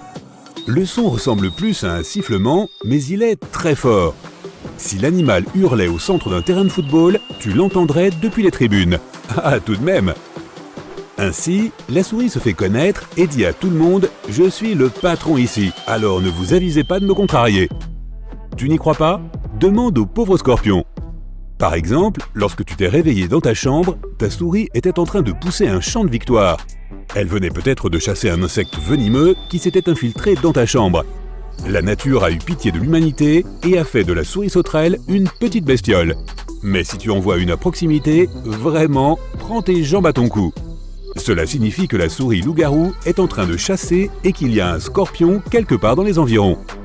Les bébés souris, même en captivité, restent agressifs. Ils sont comme les enfants spartiates de l'Antiquité. Dès les premiers jours de leur vie, ils sont prêts à se battre. Imagine que tu as un emploi dans une entreprise chargée de créer notre planète. Tu arrives au bureau et ton patron te dit « Toi le nouveau, j'ai besoin d'un projet pour un nouvel animal sur mon bureau ce soir. » Sous la pression, tu essaies un peu trop fort et le résultat est l'ornithorynque. Cet animal est couvert d'une fourrure douce, il a une queue comme celle d'un castor, des nageoires et un bec de canard. Il pond des œufs, mais nourrit ses petits avec du lait. Tu as vraiment une imagination débordante. Les mâles ont des aiguillons venimeux sur leurs pattes arrière. Ce venin n'est pas dangereux pour l'homme, mais il vaut mieux éviter de le caresser. S'il te pique avec son aiguillon, tu souffriras pendant une semaine de douleurs intenses. Quel animal a le plus mauvais tempérament de la planète? C'est facile, le ratel. C'est surtout qu'il ressemble à une moufette qui fréquenterait une salle de lutte 5 fois par semaine. Et il sent aussi pareil d'ailleurs. Le ratel pèse autant qu'un enfant de 2 ans, mais il n'a peur de personne, il ne se soucie pas de savoir qui se trouve en face de lui, que ce soit un serpent venimeux, 2 lions ou une meute de hyènes. Il les attaquera et il gagnera. Tu veux du miel? Pas de problème, deviens l'ami d'un ratel et il détruira une ruche d'abeilles pour toi. Il n'a pas peur des piqûres. Le ratel a une peau épaisse qui est difficile à percer. Il a aussi des griffes acérées et des mâchoires puissantes. Le ratel fait peur à tout le monde en Afrique, mais il a des cousins en Amérique du Nord et en Eurasie. Ces gars ont aussi un sale caractère. Même s'il est difficile de le qualifier de géant, le carcajou n'hésitera pas à attaquer un ours ou un élan. L'animal n'est pas plus grand qu'un chien de taille moyenne. Si tu l'as offensé, alors je ne voudrais pas être à ta place. Il est robuste, sait nager et court vite. Ses larges pattes sont comme des raquettes et l'empêchent de tomber dans la neige. Tu ne peux pas non plus te cacher d'un carcajou sur un arbre. Il grimpe avec une agilité étonnante. Le wombat est un animal mignon qui ressemble à un ours en peluche. Il est trapu et pèse autant qu'un berger allemand. Le wombat vit en Australie où il creuse des trous profonds et dispose de la protection la plus originale au monde. Si l'ennemi essaie d'entrer dans sa maison souterraine, le wombat bloque l'entrée avec son... derrière. Cette partie du corps est constituée de 4 os soudés. Pour un wombat, c'est une sorte de bouclier et il est difficile pour un prédateur de mordre à travers. L'animal est paisible, mais il a une mauvaise vue et n'est pas très intelligent. S'il pense que tu représentes une menace, il t'attaquera. La mangouste indienne grise est une vraie championne lorsqu'il s'agit de combattre les cobras. Lorsqu'elle se bat, elle offre un spectacle sublime. Elle danse si vite que le serpent n'a pas le temps de réagir à ses ruses. Le cobra se fatigue et décide de s'enfuir au plus vite. L'animal est protégé des crochets du cobra grâce à son épaisse fourrure et à son immunité au venin du serpent. Les mangoustes sont de la même famille que les chats et sont des animaux de compagnie très populaires en Inde. Ces animaux adorent s'asseoir sur les genoux de leurs propriétaires, mais ils conservent un caractère sauvage. Dans la nature, les mangoustes attaquent rarement les gens, mais si elles sont acculées, elles deviennent imprévisibles. Personne ne sait exactement combien il y a de rats sur la planète, mais au moins 2 fois plus que les humains. Ce sont des animaux étonnants qui peuvent rire, rêver et ressentir du stress. Ils vivent en meute et peuvent chasser des proies des dizaines de fois plus grandes qu'eux. Les scientifiques ont trouvé des marques de morsures de rats sur les côtes de dinosaures vieux de 75 millions d'années. Ils ont aussi des rois. Cependant, ils ne portent pas de couronne. C'est le nom de plusieurs rats dont les queues sont nouées. Le plus grand roi jamais enregistré était composé de 32 animaux. Les opossums existent depuis l'époque des dinosaures. Leurs talents d'acteurs les ont aidés à survivre jusqu'à nos jours. Dès qu'un danger apparaît à proximité, ce héros se précipite rarement dans la bagarre, mais il ne s'enfuit pas non plus. Il tombe par terre et commence, à jouer à l'opossum. Il ne bouge pas du tout et ralentit même sa respiration et les battements de son cœur. Je suis sûr que cet animal mérite un Oscar. Pour être réaliste, ce comédien dégage carrément un parfum. Il est tellement horrible que les prédateurs préfèrent rester affamés plutôt que de s'approcher de lui. L'animal n'a aucun contrôle sur sa performance. C'est une réponse naturelle au stress. Les opossums ne sont pas agressifs, mais s'ils se sentent menacés ou s'ils ont peur, ils montrent leurs dents. Elles sont petites, mais tranchantes comme des rasoirs. Tu ne dirais pas que le solénodon est un gentil garçon. On le reconnaît à ses cheveux roux, à son nez de Pinocchio et à sa longue queue glabre. Il a des dents pointues et des glandes spéciales dans sa bouche qui rendent sa salive toxique. Étonnamment, cet animal n'a aucune immunité contre son propre venin. C'est pourquoi il est très prudent lors de son toilettage. Les solénodons sont agressifs par nature. S'il s'ennuie, il se met en colère, grogne comme un cochon et peut se jeter sur n'importe qui à proximité. Heureusement, sa salive toxique n'est pas nocive pour l'homme. La gerbille pygmée est le plus petit rongeur sur Terre. Il ressemble à un bébé kangourou et pèse un peu plus qu'1 centime. Le plus grand est un capybara et il est difficile de le regarder sans sourire. Mais il existe des individus encore plus grands que lui. Il y a des millions d'années, un rongeur de la taille d'un buffle africain vivait sur la planète. Les Phobéromis mangeaient des plantes et ressemblaient à la fois à un hippopotame et à un cochon d'Inde en pleine croissance. Oui, je sais. Le prochain animal gagnerait facilement le premier prix du rongeur le plus insolite de la planète. Ce monstre est un rat taupe nu. Et oui, il est nu et vit sous terre. Son apparence est vraiment impressionnante, même pour un rongeur. Et surtout, il ressemble à une saucisse de film d'horreur. Mais ce n'est pas la question. En moyenne, un rongeur de cette taille vit pendant 2 à 3 ans. Le rat taupe nu, lui, vit dans la nature pendant 30 ans. Imagine que les gens puissent vivre jusqu'à 1000 ans. Pour un rongeur, 30 ans, c'est à peu près la même chose. Les scientifiques pensent que ce creuseur disgracieux aidera peut-être l'humanité à résoudre le problème du vieillissement. Une famille peut avoir jusqu'à 300 rats taupes nus. Dans le sol africain, qui est pourtant dur comme du béton, ils creusent des villes de la taille de 6 terrains de football. Les gens ne voient pas souvent ces rats, ils viennent rarement à la surface et ne boivent pas d'eau. Ces rongeurs s'hydratent grâce aux racines des plantes. Il est temps de te dégourdir les jambes et de faire une promenade dans le parc. Le soleil brille et tu profites de ce beau temps et de la vie en général. C'est là que tu aperçois un nuage vertical qui grandit rapidement. D'un blanc éclatant au début, il s'approche à une vitesse alarmante, se densifiant et prenant une couleur d'encre. Le ciel s'assombrit et une rafale de vent fait s'envoler ton chapeau. Et puis tes cheveux commencent à se dresser sur ta tête. C'est le moment de courir pour sauver ta vie. Tu es sur le point d'être frappé par la foudre. En ce moment même, des charges positives s'élèvent dans ton corps. Elles se dirigent vers la partie de l'orage chargée négativement. Si tu ne réagis pas rapidement, ces charges opposées se rencontreront et cela se terminera mal pour toi. Si tu ne peux te cacher nulle part, accroupis-toi et essaie de te rendre plus petit que les objets qui t'entourent. Ne t'allonge pas à plat sur le sol. Il peut être humide et donc très conducteur. Il y a aussi d'autres signes qui signalent un danger pendant un orage. Tes paumes peuvent commencer à transpirer. Tu peux entendre des crépitements, des bourdonnements ou des vibrations bizarres provenant d'objets métalliques à proximité. Ta peau peut commencer à picoter. Tu peux sentir un étrange goût métallique dans ta bouche. Si tu n'es pas juste en train de mâcher du papier d'aluminium à ce moment-là, fais attention. De plus, tu es susceptible de sentir une odeur de chlore. C'est l'ozone. Les charges électriques divisent les molécules d'azote et d'oxygène, qui sont les principaux gaz formant l'atmosphère, en atomes séparés. Lorsque ces atomes se réunissent à nouveau, certains d'entre eux produisent des molécules composées de 3 atomes d'oxygène. C'est l'ozone. Tu peux la sentir pendant un orage parce que les courants descendants la font descendre des hautes altitudes jusqu'au niveau de ton nez. Tu peux savoir à quel point un orage est proche en mesurant le temps entre le moment où tu as vu un éclair et celui où tu entends le tonnerre. 3 secondes représentent environ 1 kilomètre. Le ciel au-dessus de ta tête s'assombrit et prend une teinte verte inquiétante. Quelque chose te frappe sur la joue. Aïe! Ça fait mal! Tu ramasses l'objet en question, c'est un énorme grêlon. Mais il ne fait pas si froid dehors et il ne pleut même pas. Tu remarques que tout est calme, tranquille, il n'y a pas le moindre brin de vent.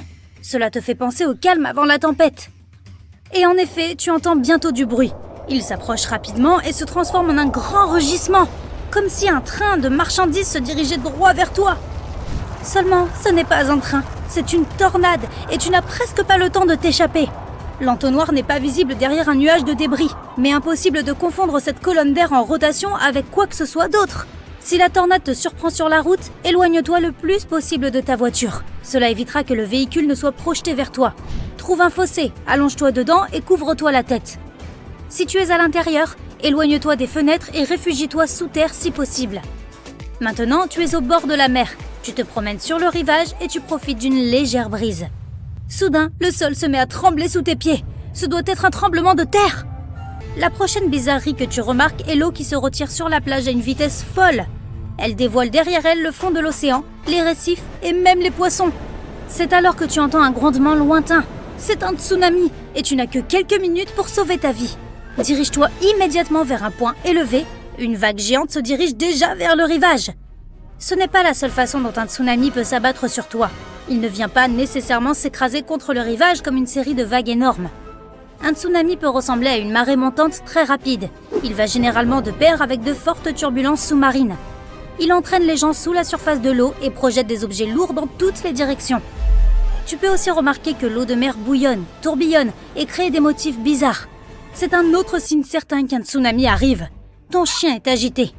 Il gratte la porte d'entrée, arpente l'appartement et essaie de se cacher dans un recoin. Habituellement calme et docile, le toutou hurle et aboie à présent. La météo est complètement détraquée depuis plusieurs jours. Il fait anormalement chaud un jour et froid le lendemain. De plus, tu as remarqué que le ruisseau près de ta maison s'agite de plus en plus, bouillonnant à mesure qu'il passe. Ce n'est que lorsque les verres commencent à teinter dans ton armoire que tu réalises ce que cela signifie. Le cliquetis est produit par les secousses préliminaires, de minuscules tremblements de terre menant à l'événement principal. Les tremblements de terre se produisent souvent en série. S'il y a plusieurs tremblements de terre faibles, il est possible qu'un tremblement de terre beaucoup plus important se prépare. Un peu avant la catastrophe, tu pourrais remarquer des lumières bleues bizarres. Certaines d'entre elles semblent venir du sol, d'autres semblent flotter dans les airs, immobiles. Il s'agit de ce qu'on appelle les lumières sismiques. Émises par les roches soumises à de fortes contraintes, elles peuvent être vues des jours ou des secondes avant que le sol ne commence à trembler. Toutefois, certains experts doutent de l'existence de ces lumières sismiques. Si tu penses qu'un tremblement de terre est sur le point de se produire et qu'il y a un poisson-chat dans ton aquarium, fais attention à son comportement. Les scientifiques ont prouvé que cette espèce peut réagir au tremblement de terre en avance. Les poissons deviennent agités lorsque l'activité sismique est élevée. De même, certains insectes peuvent sentir venir une tempête. Ils se préparent à la catastrophe naturelle en arrêtant tout mouvement. C'est pourquoi si tu remarques que beaucoup d'insectes autour de toi ont l'air apathiques, cherche vite un abri. Quant aux abeilles, elles peuvent prédire les fortes pluies. Elles commencent à travailler beaucoup plus dur la veille du jour où il commence à pleuvoir. Les vagues carrées se produisent lorsque deux configurations de houle différentes se percutent. Ce phénomène a l'air génial, mais seulement si tu le regardes depuis le rivage. Ne pense même pas à te mettre à l'eau pour jouer dans de telles vagues. Les courants transversaux peuvent facilement t'entraîner sous la surface, même si tu es un bon nageur. Et si tu vois des vagues agitées transportant des débris et des algues, reste aussi hors de l'eau. Cela peut être le signe d'un fort courant de retour. Il pourrait t'emporter loin au large. Si tu vois une substance verte et malodorante à la surface d'un lac ou d'une mer, ne t'approche pas de l'eau. Il peut s'agir d'une prolifération d'algues dangereuses. Tu ne seras pas capable de dire si elles sont toxiques ou non au premier regard. C'est pourquoi il vaut mieux ne pas s'en approcher. 3 à 4 jours avant l'arrivée d'un ouragan, la surface de la mer ou de l'océan peut gonfler jusqu'à 2 mètres de haut. Les vagues frappent le rivage toutes les 9 secondes. Plus l'ouragan est proche, plus les vagues s'écrasent rapidement contre le rivage. Elles sont aussi plus hautes, parfois jusqu'à 5 mètres. Le ciel est parsemé de nuages légers et duveteux. Environ 36 heures avant que l'ouragan n'atteigne le rivage, la pression atmosphérique commence à baisser. Après cela, le vent accélère. Des nuages étirés, ressemblant à des cheveux, apparaissent dans le ciel. 18 heures avant que l'ouragan n'atteigne le rivage, le ciel s'ouvre et il commence à pleuvoir. L'eau de pluie inonde souvent les zones de basse altitude, atteignant jusqu'à 4,5 mètres. 12 heures avant l'ouragan, un puissant coup de vent commence à apporter des débris. 6 heures avant que l'ouragan ne touche terre, la vitesse du vent est déjà de 145 km/h. Il est assez fort pour briser et même déraciner des arbres, projeter de gros débris et retourner des voitures. Au fait, mettons que tu sois en train de naviguer et qu'il y ait des requins qui tournent autour de ton bateau. Garde un œil sur eux. Si les prédateurs te laissent soudainement tranquille et se dirigent vers les eaux profondes, cela peut signifier qu'un ouragan se rapproche. Retourne sur la terre ferme aussi vite que possible et préviens tes proches. Si pendant une période de forte pluie tu entends un bruit de grondement, il peut s'agir d'une crue soudaine qui se déplace dans ta direction. Si tu es près d'une rivière à ce moment-là, tu pourrais voir des débris descendre avec le courant. L'eau peut changer de couleur et devenir plus boueuse et plus sombre. Ces signes devraient te mettre en garde contre les dangers qui te guettent. Si ton intuition est bonne, tu n'as pas de temps à perdre. Essaie de t'éloigner de cet endroit aussi vite que tu le peux. Les crues éclairs sont souvent mortelles. Si tu es dans la nature, fais attention à l'eau des ruisseaux, des rivières et des fleuves. Si elle baisse ou monte rapidement, cela peut être le signe qu'un glissement de terrain est sur le point de se produire. Et si tu vois l'eau devenir boueuse, n'attends pas d'autres signes. Quitte la zone immédiatement.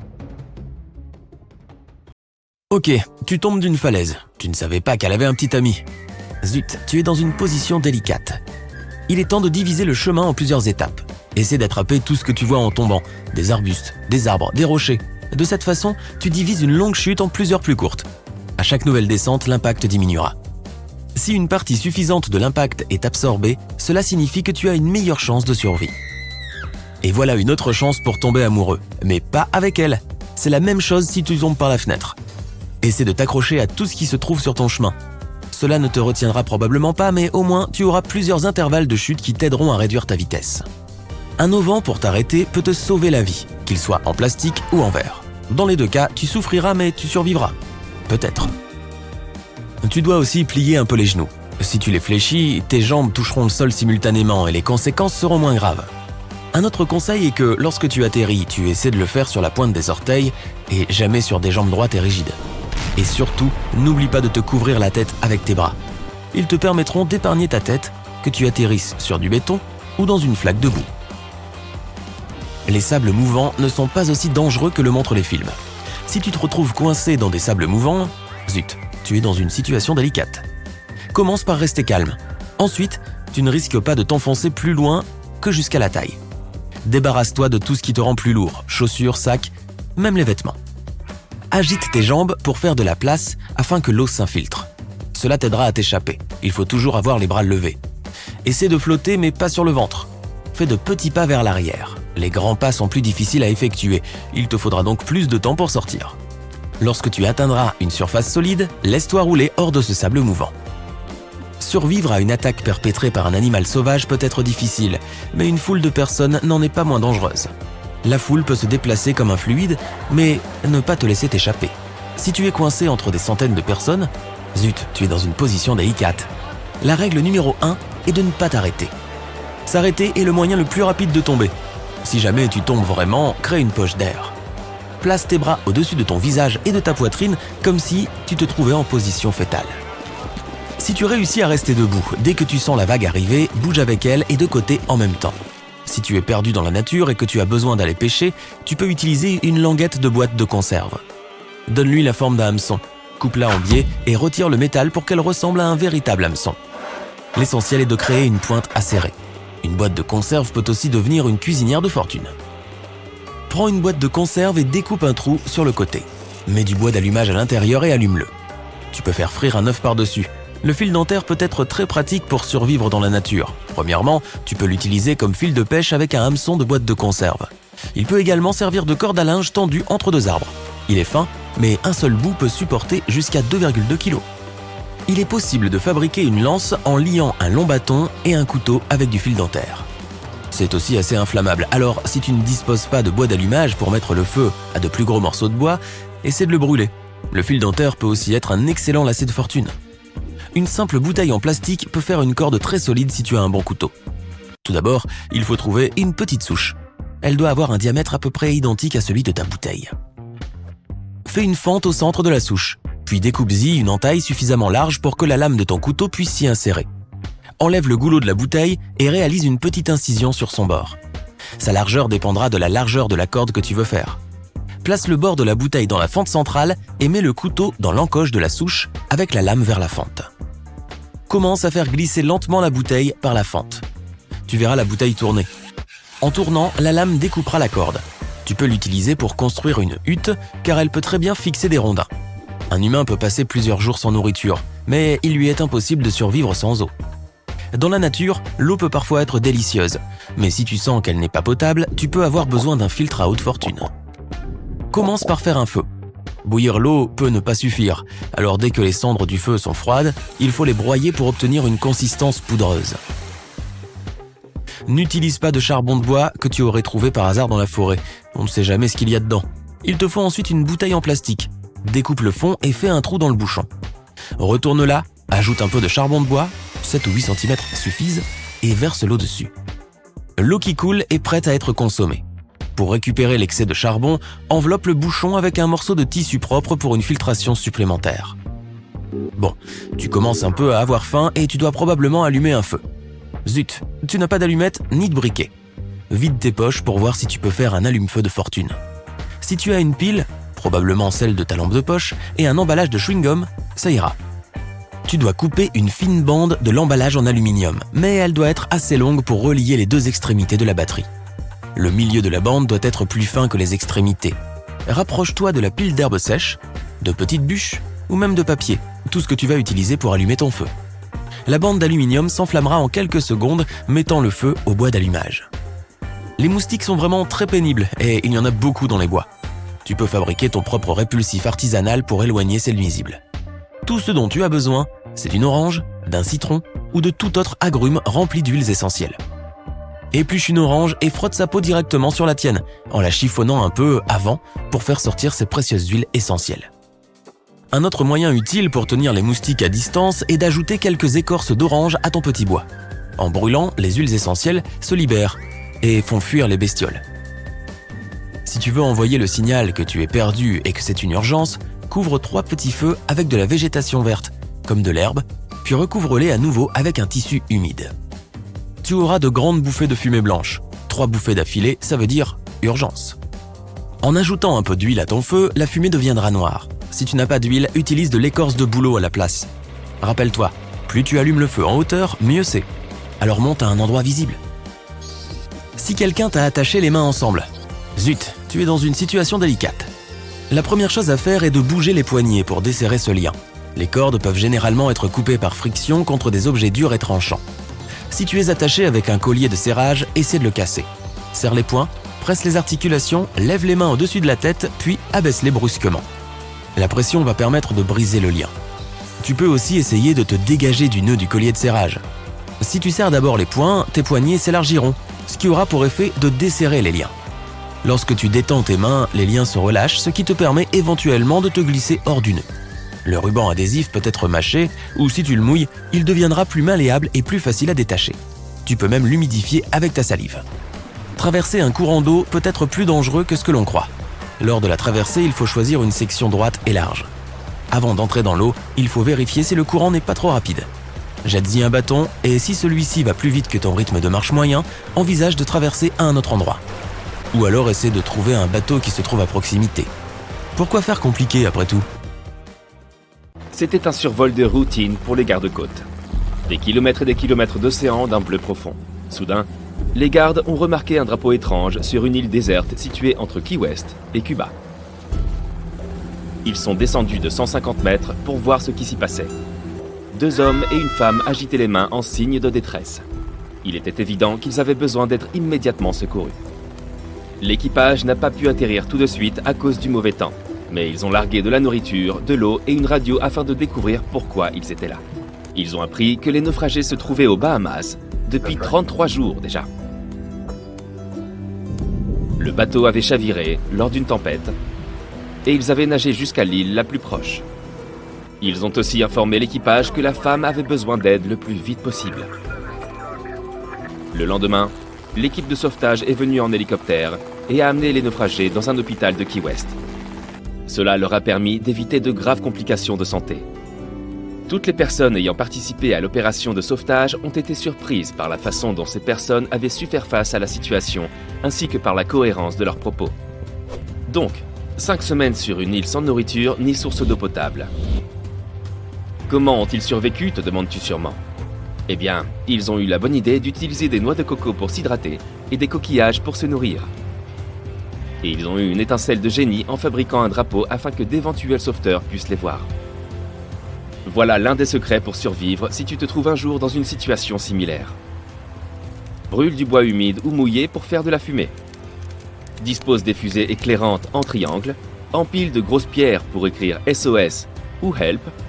Ces signaux de détresse sont tous reconnus internationalement.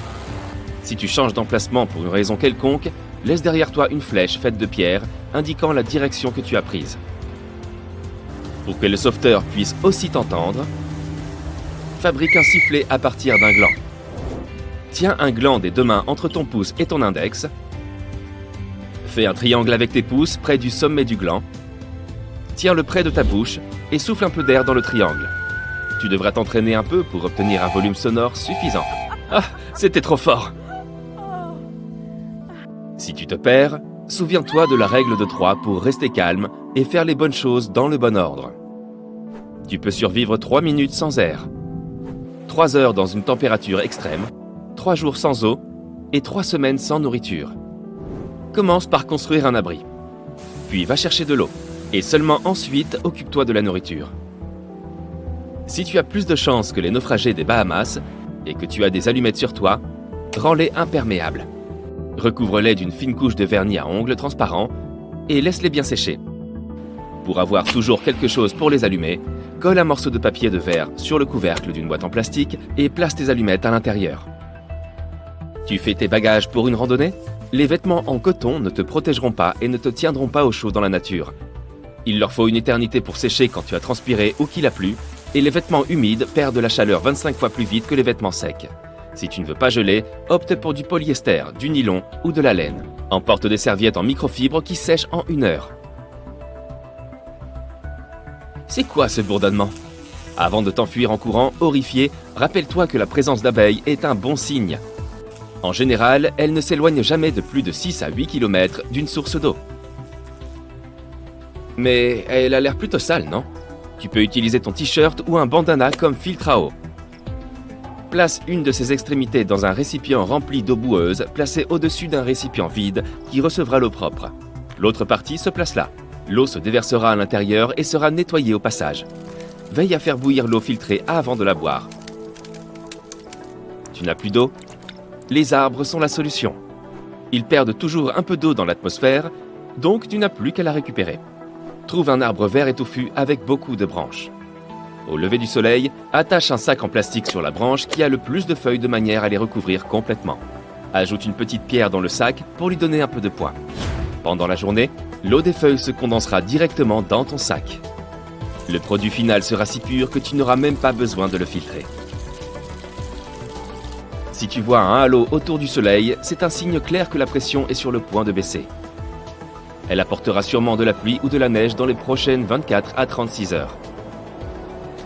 Si le halo est brisé, tu peux même prédire d'où viendra la tempête. Du côté endommagé. On dirait qu'une tempête arrive. Tu peux te fabriquer un mini-abri en sac poubelle imperméable pour rester au sec et au chaud. Fais simplement un trou pour ton visage et enfile-le. Utilise aussi 2 sacs pour garder tes pieds au sec. Si tu entends le tonnerre, compte les secondes qui le séparent de l'éclair. Si c'est moins de 30 secondes, tu dois te cacher quelque part car l'orage est trop proche. Si ça t'est impossible, reste à l'écart des grands arbres solitaires. Si vous êtes en groupe, répartissez-vous pour minimiser les risques que tout le monde soit frappé par la foudre. Tu peux aussi construire un abri en forme de triangle à partir d'un sac poubelle. Trouve quelques bâtons pour fabriquer la structure centrale. Fends le sac pour en faire une sorte de couverture et recouvre-la avec. Utilise 4 pierres pour maintenir les coins au sol. Sac poubelle ou pas, ne construis jamais ton abri sur un sol humide ou au sommet d'une colline. Le vent peut souffler très fort la nuit. Et il n'y aura pas d'arbre pour protéger ton abri qui pourra s'envoler. Maintenant que tu t'es trouvé un abri, fabrique-toi un bon lit à l'intérieur. Utilise des feuilles ou de l'herbe sèche.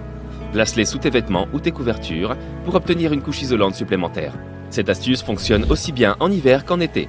Tu risques toujours de perdre plus de chaleur corporelle que tu ne peux en produire. Tu n'as pas de corde sur toi? Tu peux en fabriquer une toi-même à partir des plantes. Trouve de longues herbes, ou encore mieux, des herbes sèches. Et tisse-les ensemble en une tresse ou simplement en un cordon. Tu peux aussi utiliser l'écorce des arbres ou des branches que tu trouves par terre. Avant de t'aventurer dans la nature, surtout dans les régions sauvages où il y a beaucoup de buissons et de forêts, assure-toi que tes lacets ne se prendront pas dans les branches. Fixe les extrémités libres du ruban adhésif en toile sur le haut de ta cheville. Et voilà, tu ne tomberas pas. Tout du moins pas à cause de tes lacets défaits. En te préparant pour ton aventure, apprends au moins à faire un nœud de base. Crois-moi, cela pourrait te sauver la vie. Le nœud de chaise t'aidera si tu as besoin d'attacher quelque chose à une corde avec une boucle. Plus tu tires fort, plus le nœud est serré. Pose la corde en travers de ta main et forme une petite boucle. Tire l'extrémité libre vers le haut et fais-la passer dans le trou par le dessous. Ça te semble trop compliqué? Souviens-toi de ceci.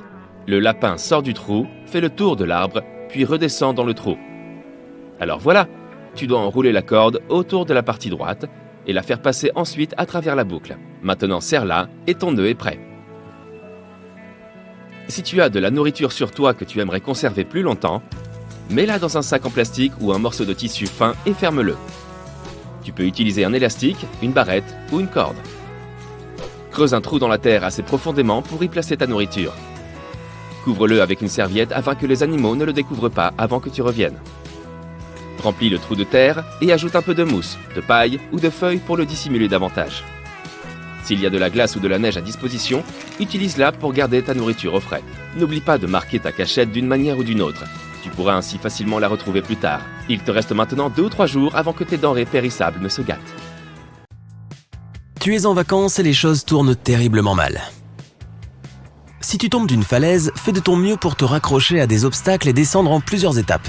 Chacun des segments absorbera une partie de l'impact de la chute. Et tu auras beaucoup plus de chances de survivre. Essaie de t'accrocher à un objet solide comme un buisson ou un rocher, en allant vers le bas pour ralentir ton mouvement. Un morceau de bois ou une planche peut également être utile, car il peut t'aider à amortir ta chute lorsque tu touches le sol. Si ta casserole a pris feu, ne l'emmène pas dehors ou n'essaie pas d'éteindre le feu avec de l'eau, cela aggravera la situation. Couvre les flammes avec un couvercle en métal. De cette manière, tu enlèveras la source d'oxygène. Tes mouvements doivent être rapides, mais doux et calmes. N'oublie pas de garder le couvercle entre toi et les flammes. Laisse le couvercle en place jusqu'à ce que la casserole ait refroidi. Si le feu est petit et facile à maîtriser, tu peux utiliser du sel ou du bicarbonate de soude pour l'éteindre. À propos, l'utilisation de levures chimiques, de farine ou d'autres poudres de cuisson qui ressemblent à du sel ou du bicarbonate de soude est un non absolu. Ils ne te seront d'aucune aide car leur composition chimique est différente. Si tu te retrouves dans une foule en panique, ta tâche principale est de créer un peu d'espace autour de toi. Pour ce faire, garde tes mains près de ta poitrine, tes bras pliés au niveau du coude.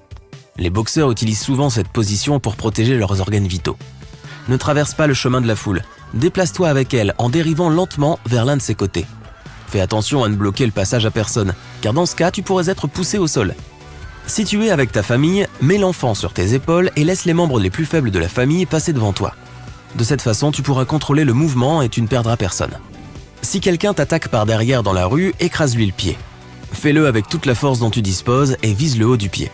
Cela peut endommager ou même briser plusieurs os du pied, ce qui compliquera la tâche de l'agresseur s'il décide de te poursuivre. Si tu es enfermé dans un coffre de voiture, essaie d'envoyer un signal SOS aux personnes qui se trouvent à l'extérieur. Pour ce faire, cherche les fils des feux arrière. Il y en a généralement au moins 2 pour chaque feu. Trouve quelque chose de pointu dans le coffre et coupe un de ces fils. Lorsque tu reconnecteras les extrémités, la lumière clignotera. Si les freins de ta voiture arrêtent soudainement de répondre, demande aux passagers, si tu en as, de s'assurer que leur ceinture de sécurité est bien attachée. Ensuite, allume les feux d'urgence, informe les autres conducteurs que tu as une urgence en utilisant ton klaxon et tes phares longue portée. En cas de mouvement brusque et fort, appuie sur la pédale de frein. C'est ainsi que tu pourras créer une pression dans le système de freinage. Ensuite, rétrograde prudemment et mets le levier de vitesse en position L. Si la voiture est équipée d'une boîte de vitesse mécanique, appuie sur la pédale d'embrayage. Ensuite, utilise les freins manuels, mais très lentement. Un mouvement brusque et ta voiture commencera à dériver. Pour ralentir ta voiture, tu peux aussi essayer de tourner à gauche et à droite en passant d'une rangée à l'autre. Si tu es tombé à travers la glace dans de l'eau gelée, essaie de revenir au bord de la glace. Ne t'en sors pas en la saisissant, le bord continuera à se briser et tu t'épuiseras en un rien de temps. Donne des coups de pied dans tes jambes jusqu'à ce que ton corps soit positionné horizontalement dans l'eau. Ensuite, sors de l'eau et mets-toi sur la glace comme un phoque. Une fois que tu y es arrivé, ne te lève surtout pas. Reste étendu, de cette façon ton poids sera réparti sur une plus grande surface. La glace aura alors moins de chances de se briser. La manière la plus efficace d'aider une personne qui s'étouffe est d'exécuter la manœuvre de Heimlich. Mais que faire si tu t'étouffes pendant que tu es tout seul ? Forme un point avec une main et place le côté du pouce au-dessus de ton nombril, mais en dessous de ta cage thoracique. Saisis ce point avec ton autre main et penche-toi sur le bord d'une table ou d'une chaise. Puis commence à appuyer sur la partie supérieure de ton abdomen en effectuant des poussées rapides vers le haut. Répète-les jusqu'à ce que le corps étranger ressorte. Tu peux également te mettre sur tes genoux et tes coudes et ensuite lancer tes bras en avant très rapidement. Tu tomberas à plat sur le sol, les bras tendus devant toi et ta poitrine et ton ventre heurteront le sol. Cela va pousser l'air hors de tes poumons et avec un peu de chance, déloger l'objet coincé dans tes voies respiratoires. L'ensemble du processus sera douloureux mais il peut te sauver la vie. Si tu es en mer et que tu aperçois un tourbillon qui vient vers toi, ne panique pas. Si tu comprends de quel côté il tourne, déplace-toi et utilise le courant du tourbillon pour te catapulter hors de danger. Si tu commences à le combattre, tu risques d'être attiré à l'intérieur. Il est également possible qu'un tourbillon se dissolve ou s'affaiblisse plus près du fond. Si tu es pris au piège, respire à fond et attends une opportunité pour nager vers le haut et la direction opposée. Si tu es coincé dans un ascenseur qui chute, allonge-toi sur le dos et essaie d'occuper le plus d'espace possible. La graisse et les muscles de ton corps sont compressibles. Ils absorberont la force de l'impact. Si tu ne peux pas t'allonger, opte pour la position assise. Elle est toujours meilleure que la position debout. Ton dos agira comme un airbag dans une voiture. Mais quelle que soit la position que tu adoptes, essaie de te couvrir la tête. La meilleure façon de le faire est de mettre un bras devant ton visage et l'autre à l'arrière de ton cou. Un orage peut te surprendre en plein air et tu n'auras nulle part où te cacher. Agenouille-toi ou accroupis-toi en plaçant ta tête entre tes genoux et en couvrant tes oreilles avec tes mains. S'il y a un objet de grande taille dans la zone, ne t'en approche pas. Il doit y avoir une distance d'au moins 2 hauteurs d'objet entre toi et cette chose. Les autres personnes comptent aussi. Si tu es pris dans une tempête avec un groupe d'amis, dispersez-vous jusqu'à ce qu'elle passe. Si tu te retrouves coincé sous des débris, par exemple lors d'un tremblement de terre, ta tâche principale est de protéger tes organes respiratoires. Tu dois aussi faire en sorte que ton alimentation en air dure le plus longtemps possible. Enlève ta chemise et fais un nœud dans le bas. Puis remets-la sur ta tête par le trou du cou. Le nœud doit se trouver sur le haut de ta tête. De cette façon, tu obtiendras une cagoule de fortune qui protégera ton visage de la poussière, du sable et des débris. Elle te fournira également un peu d'oxygène pendant que tu essaieras de remonter à la surface. Si tu vois une tornade se rapprocher et que tu n'as pas de sous-sol dans ta maison, allonge-toi dans une baignoire. Utilise un oreiller pour protéger ta tête de toutes sortes de débris qui pourraient tomber. Les experts affirment que la plomberie dans les murs de la salle de bain ajoute une résistance structurelle à cet endroit. Mais si ta salle de bain a des fenêtres ou un mur extérieur, opte pour un endroit plus sûr, par exemple un placard. Plus il y a de murs qui te séparent de la tornade, mieux c'est. La fumée est la chose la plus dangereuse dans un incendie de maison.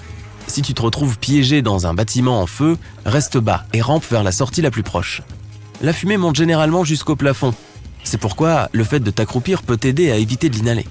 Si tu as un morceau de tissu ou un mouchoir, mets-le contre ta bouche. Il agira comme un filtre contre la fumée. Si tu es coincé dans des sables mouvants, fais tout ce que tu peux pour garder ta tête et tes bras au-dessus de la surface à tout moment. Commence à remuer doucement tes jambes. Les sables mouvants devraient remplir l'espace qu'il occupait autrefois. Dès que tu le peux, étends-toi sur le dos. Cela augmentera ta surface. Continue à faire de petits mouvements jusqu'à ce que tes jambes soient libres. Tu peux aussi faire des mouvements de dos avec tes bras. Cela t'aidera à sortir tes jambes. Si tu es pris dans une avalanche et que tu es traîné par une énorme masse de neige, essaie de rester au-dessus de celle-ci. Pour ce faire, fais des mouvements de nage avec tout ton corps comme si tu allais à contre-courant de la rivière. Lorsque tu sens que l'avalanche ralentit, essaie de soulever quelque chose à sa surface. Il peut s'agir de ton bras, de ta jambe ou d'un bâton de ski. De cette façon, les sauveteurs te trouveront plus facilement. Avec l'autre main, crée une petite poche d'air devant ton visage. Essaie de ralentir ta respiration pour économiser le plus d'air possible. En résumé, si toutes ces choses t'arrivent encore et encore, tu n'as pas beaucoup de chance, n'est-ce pas ? Alors s'il te plaît, ne m'invite pas à te rejoindre lors de tes prochaines vacances.